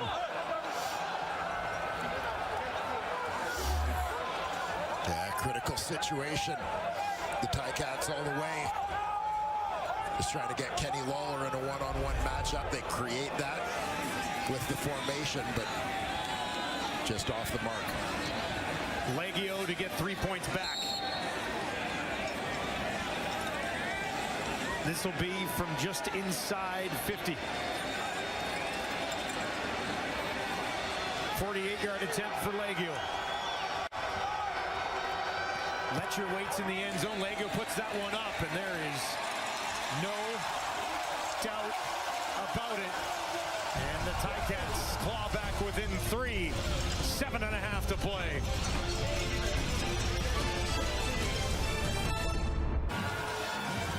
Davis Alexander in the middle of that huddle. For more on him, let's send it down to Matthew Shinetti. Now keep an eye on that left hamstring. We know what happened to Davis Alexander earlier in the year. We know what happened to him on that last drive. When he got tackled by Devin Verasuk, he came off the sidelines, talked to the Owls medical staff, went on the bike, was biking for just a little bit, came off, walked a little bit, went into the tent. McLeod Bethel Thompson and James Morgan started warming up. Yes, Davis Alexander is out there. We know how tenuous this is and what has happened with his hamstring. This is a critical drive for him, guys. The drama gets cranked up just a little bit more here in Hamilton. Oh, it's gonna be good. It's gonna be good. They'll start it at their 40. Gets it out to Philpott. Philpott can't get away from Braxton Hill. That's his 10th tackle of the ball game. And again, it's that bread and butter hitch to Tyson Philpott that relies so much on his ability in open space, and after the catch ability to make people miss, but Braxton Hill containing the play. The crowd here in the Hammer to their feet. Alexander on the run. to his right. Pressure coming, gets it away. Found a man. Sivasu's got it. And Davis is up again. You saw him reaching back on that hamstring again, didn't you?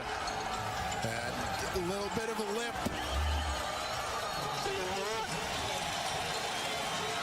This is concerning for the Alouettes. He runs off the field now, and there is definitely a bit of a hitch in his giddy-up. And, obviously he wants to try and fight through that, but there's no hiding that he's in some discomfort here. Yeah, I wasn't there. I didn't MBT, quick chat with him.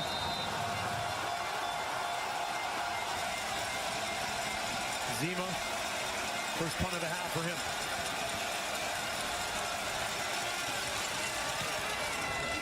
Kicks it away from his own 35. Bobbled, but held on to. There's a flag. Woody's going to try to reverse the field. Finds the 20. Back to the 30 before he's taken down. Beverette makes the play. But there is a flag over by the 30. As Bo Levi Mitchell trots back onto the field, this time down by just 3. Hey, no yards, yeah?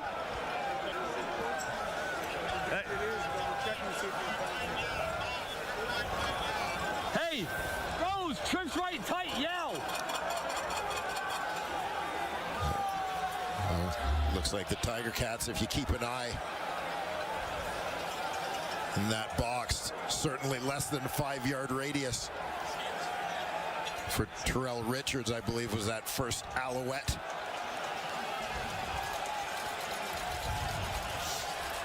Jamal Peters has him matched up.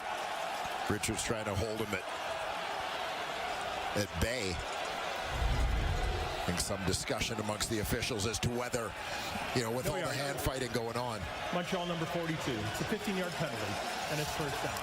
That is an important 15 yards in a 3-point game with just over 5.5 to play.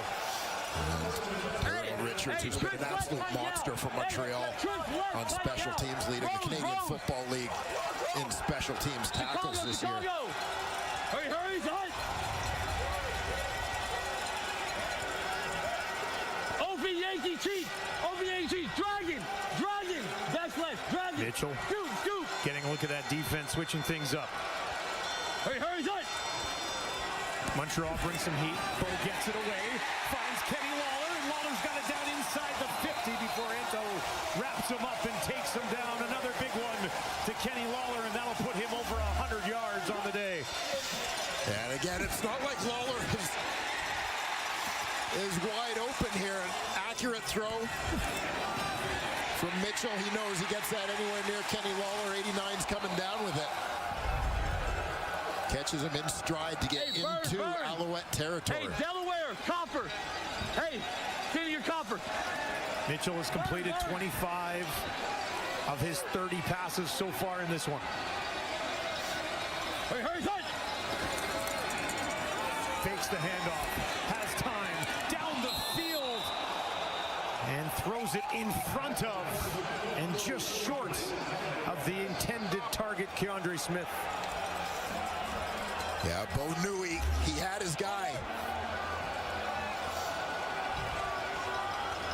Smith bending across the field here. Just a one-hopper. You see the reaction right away from Bo Levi Mitchell. He knew, didn't he? Yeah, that one just didn't come out quite as intended. Good news is he gets another crack at it here. Bad news, it's still 2nd and 10. Hurry, son! Over the middle. Down to the 40. First time today he's put it in the hands of O'Leary Orange. Be about a yard short. Yeah, no hesitation, of course, from the Tiger Cat sideline when you consider the field position, score,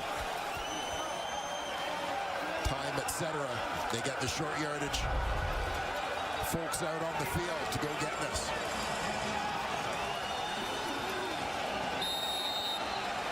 Ogala pushing it ahead. Only needed the 39.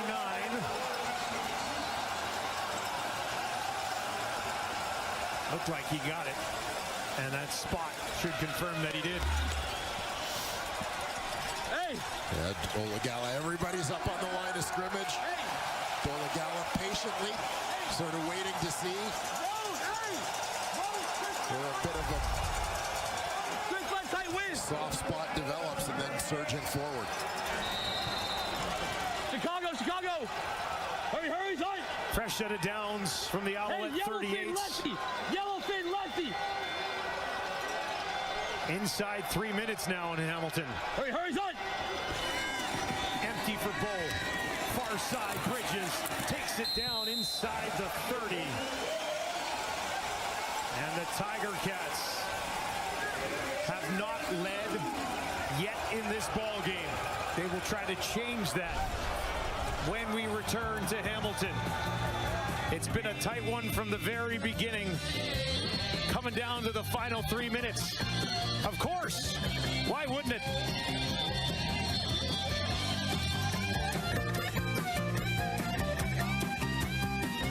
Like we are in for a fantastic finish in Hamilton, currently a 3-point game, but don't forget, coming up after 6:30 Eastern, 3:30 Pacific, it is the Western Final. Trevor Harris and the Riders welcome the Lions.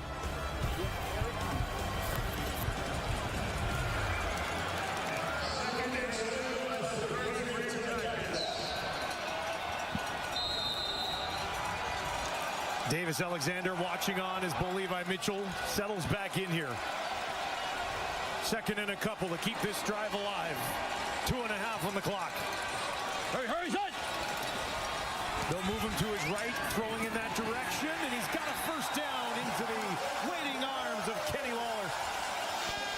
You know, one of the things that's amazing to watch in this ball game is there are these situations where the Tiger Cats have got to have it, and it just seems like, you know, I mean, this is a team with 3 1,000-yard receivers, but there is no doubt where they're going with the ball when they got to have it, and he keeps getting it. 9 catches, 117 yards for the best in the league this season. Mitchell, deep drop pressure coming, gets it away, trying to find Kenny again. Incomplete, working against Dequoy. Yeah, Dequoy right in his hip pocket.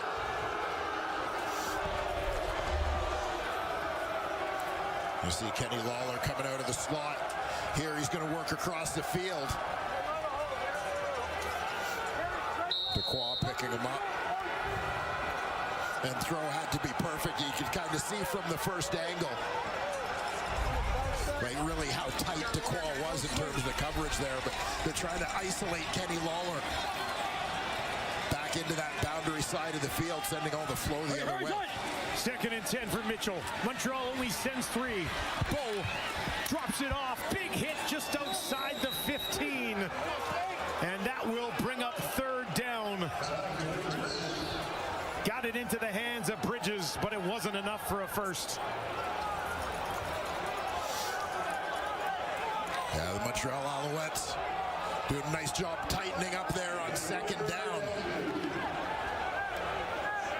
Forcing Bo Levi Mitchell to settle for the underneath route to Bridges as he works through his progression. Darnell Sankey there to quickly make the tackle. Leggio, perfect so far today. Just a 23-yarder in what's been a sensational season for him to tie this game at 16. No mistake. We're deadlocked. 16 apiece. Great crowd sold out here at Hamilton Stadium. And they are a tense group right now, aren't they, to win? Well, they certainly are. Hamilton Tiger Cat franchise that has not won the Grey Cup since 1999. Longest current cup drought in the Canadian Football League. Right now just fighting for a chance to get back to the big game.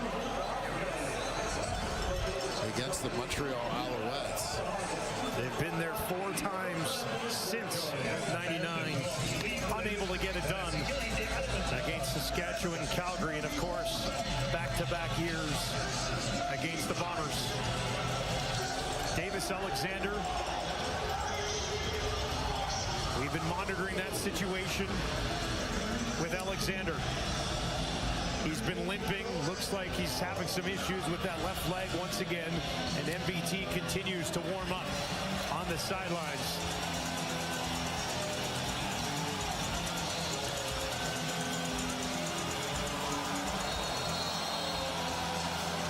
We'll see what Letcher or Tice can do for a return here for Montreal.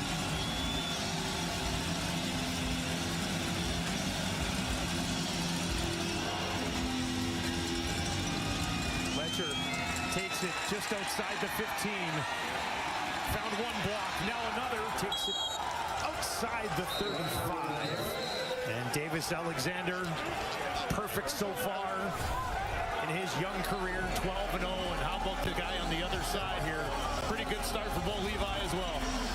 Yeah, it's, I know talking to Bo a little bit, he recognizes and appreciates some of the similarities, as is Davis Alexander. Great respect for Bo as a veteran guy who's enjoyed tremendous success in this league. Maltos Diaz hit through 58 earlier this year. Davis Alexander hands it off to Scott. Found a little bit of room. Tracked down from behind. Arizona on the tackle. Picked up at least 4. Verisak doing a nice job there, identifying the play, tracking down the ball carrier.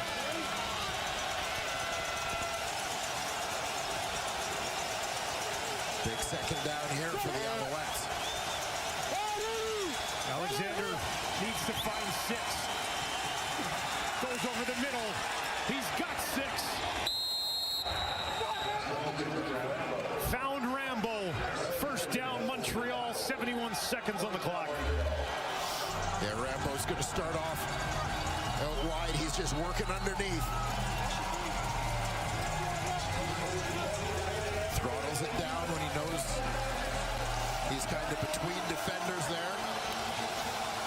Nice execution for the Alouettes on that second down conversion. Just the second catch of the game for Charleston Rambo. This time, Alexander works from his own 49. Has time. Right over the middle. Almost intercepted. Oh, Stubblefield had a look at it. Couldn't haul it in. 2nd and 10 for Montreal. Yeah. Alexander maybe got a little locked in, trying to get a big chunk on that play as Reggie Stubblefield was kind of dropping underneath that route from the word go.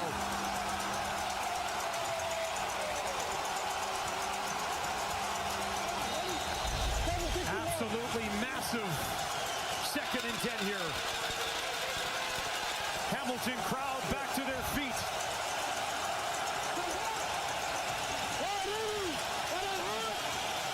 Alexander have a little bit more magic.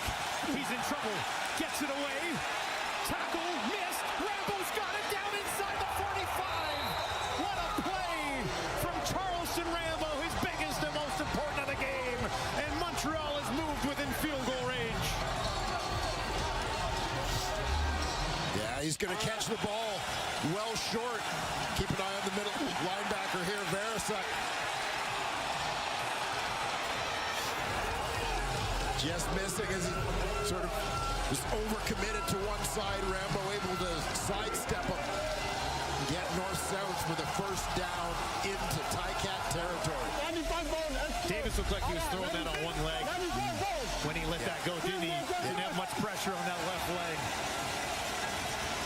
Yeah, just gutting it out here. Within Maltos Diaz field goal range, undoubtedly here. They'll give it to Scott.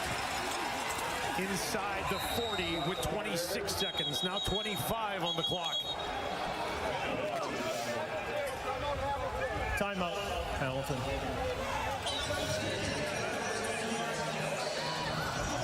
Yes, some clutch kicks there for Jose Moltos Diaz. Be kicking into a little bit of a wind here. It seems to come and go. But he would be kicking into that wind here, should it come to that. Moltos Diaz has been clutch when it mattered most so far this season. We mentioned earlier in the game, 58 field goals made this year from Moltos Diaz, too shy of the CFL all-time record. Even.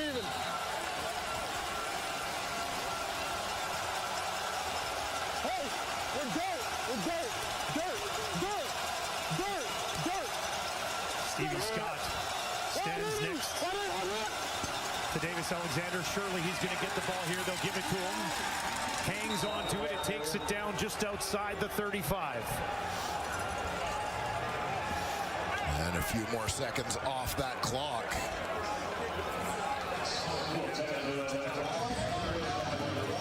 You know the deal. 1 second timeout. Okay. And Davis Alexander banged up. Perfect 12-0 to start his career. Has led this team down the field and into field goal range. You can hear Davis Alexander go to the official in terms of managing the clock and tell him they've got the 20-second time clock, play clock. There are 21 seconds on the game clock. We're calling a timeout with 1 second left on the play clock. So basically milking it down here. We'll call timeout and send the field goal unit out with Jose Moltos Diaz. Timeout, Montreal. So it'll be an opportunity for Moltos Diaz to kick the visitors here tonight, the Montreal Alouettes, into the Grey Cup next week in Winnipeg. And if he misses, the Hamilton Tiger Cats have to get the ball out of the end zone. They've got 3 guys going deep. They're not playing for the block here. They're playing to get the ball out of the end zone. We don't need that conversation tonight, do we? Well, the Western guy doesn't. Moltos Diaz with an opportunity to win it for the Alouettes. From just inside 45 yards, the kick is up for the win! Got it! Montreal gets the job done, and the Alouettes are off to the Grey Cup in Winnipeg. Heartbreak for Bo Levi Mitchell and the Hamilton Tiger Cats.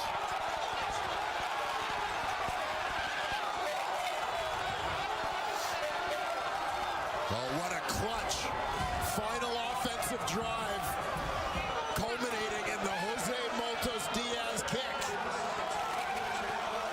to propel the Montreal Alouettes to the big dance.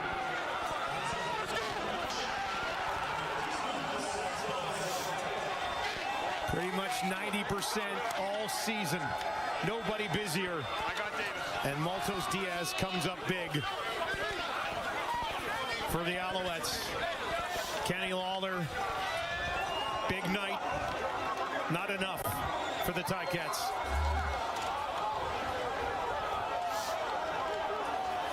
With how good he has been, as long as that hold was down. Yeah. I mean, he's been automatic for most of the year. I mean, Moltos Diaz, such a great story, right? This is part of the first wave of global players to come into the Canadian Football League. You know, essentially a practice roster guy for his first number of years. Last year in Montreal when David Cote went down, Jason Moss wasn't looking to the outside for a kicker. His next man up, and that was Jose Moltos Diaz. And he's been making big kicks for this team ever since. None bigger than that one. Big smile on Davis Alexander, who remains Mr. Perfect. 13 13-0. Maltos Diaz carried around the field by his teammates, and Bo Levi Mitchell, first playoff start in 4 years, ends in defeat despite completing 29 of 36 pass attempts.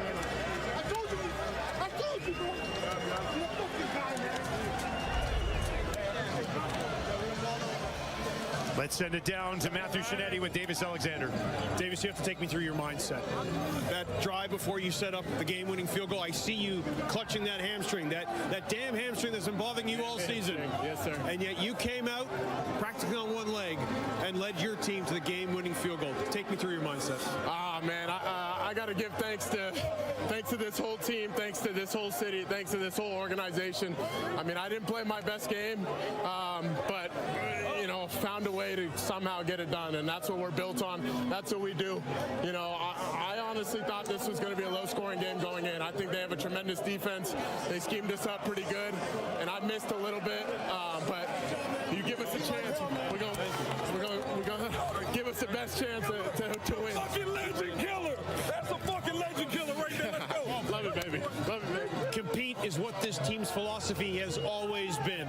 How is that going to set you up for next week in Winnipeg? Yeah, we feel like we're made for this. It's gonna, whoever we play, it's gonna be an amazing game. It's gonna be an amazing atmosphere. We're built on competition, like you said, and that's what we're gonna have to do next week. You think we'll see you next week? How much time are you going to take on that hamstring? I imagine you're going to be off your feet for a little bit now. There is no doubt you will see me next week. Congratulations, Davis. Thank you. Merci beaucoup. Dusty? There is no doubt you will see me next week. So in case you wanted a bunch of storylines, Grey Cup week about the hamstring of Davis Alexander, he's trying to put that to bed already. Clearly, though, it was a bit of an issue for him. Yeah, I mean, by the way he battled through to stay in this ball game tonight, obviously in a great deal of discomfort. But when he needed to get it done, he absolutely got it done, leading a game-winning drive, culminating in the Maltos Diaz walk-off field goal, making plays, managing the clock. Let's send it back down to Matthew Shinetti.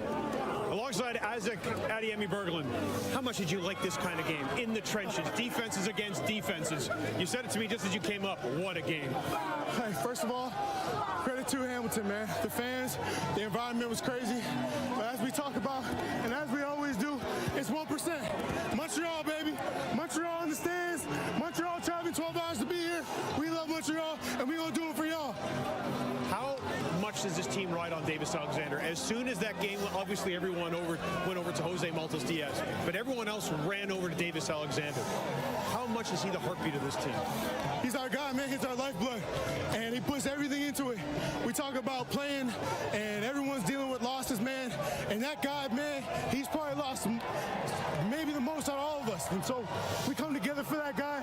We love him, but everybody on this team, man, we're the closest team that I've ever been on in my life, and it shows through our players, Davis, Jose, the defense, the offense, the teams, the coaches, and this community. When you think of Montreal, you think of the Alouettes, and this is our time. Heading to the Grey Cup next week, Isaac. Knowing your energy and intensity, how are you going to keep yourself mentally on the level over the next 7 days?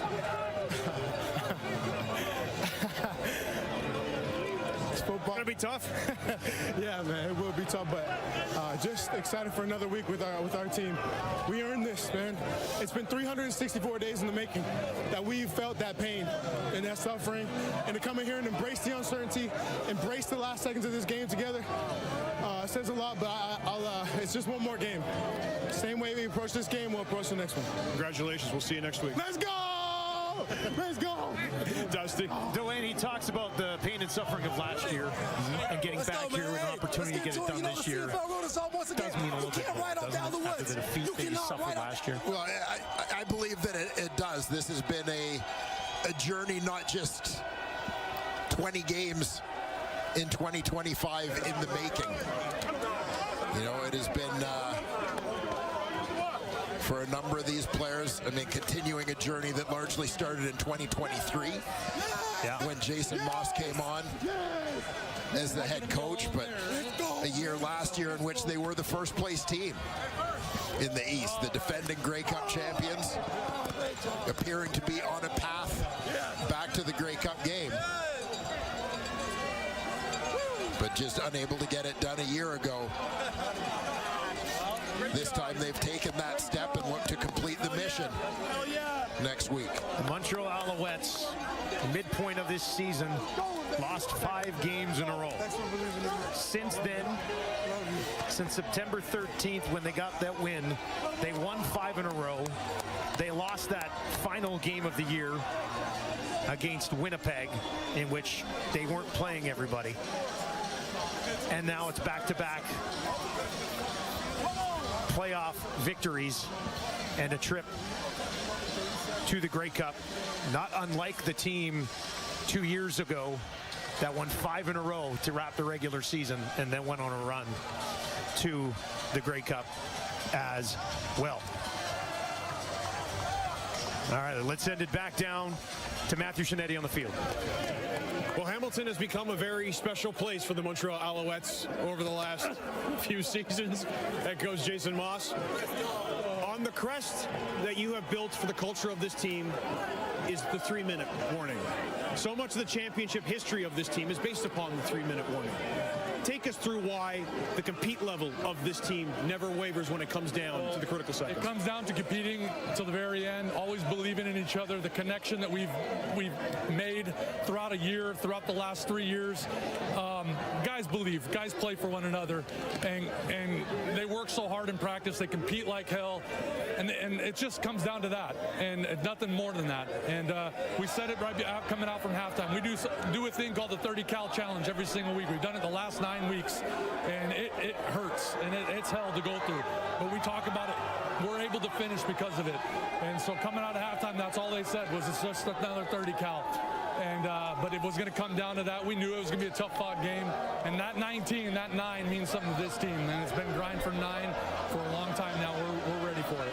I know that 30 cal challenge is pedaling on the bike as fast as you can, but when you saw Davis Alexander on the bike touching his hamstring, did you have any doubt that he would go out and lead your team to a victory? I had no doubt. I mean, he said he's going to finish no matter what, and I believe him, and the team believes in him. So, you know, obviously he'll get the treatment he needs to get on to the next one, but I knew one thing, he'd lay it all on the line tonight for his teammates, and they would do the same. So it was lovely to watch. I am not surprised that right now your team is not around this trophy. No. But explain it to the audience why this group right here and what they believe in and how they believe in each other is more important to them than maybe this trophy is. Yeah, I mean, I know they were expecting to get that one. They want the next one.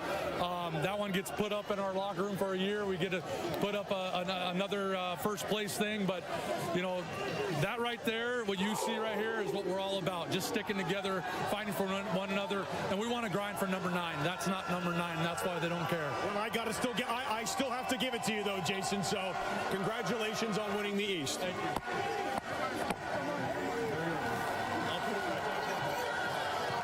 Dusty, up to you.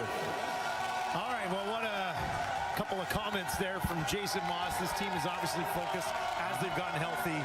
They are certainly a team that will have to be dealt with seriously next week. Yeah, I mean, this has been one of the storylines for this team throughout is when they're healthy, they're a beast.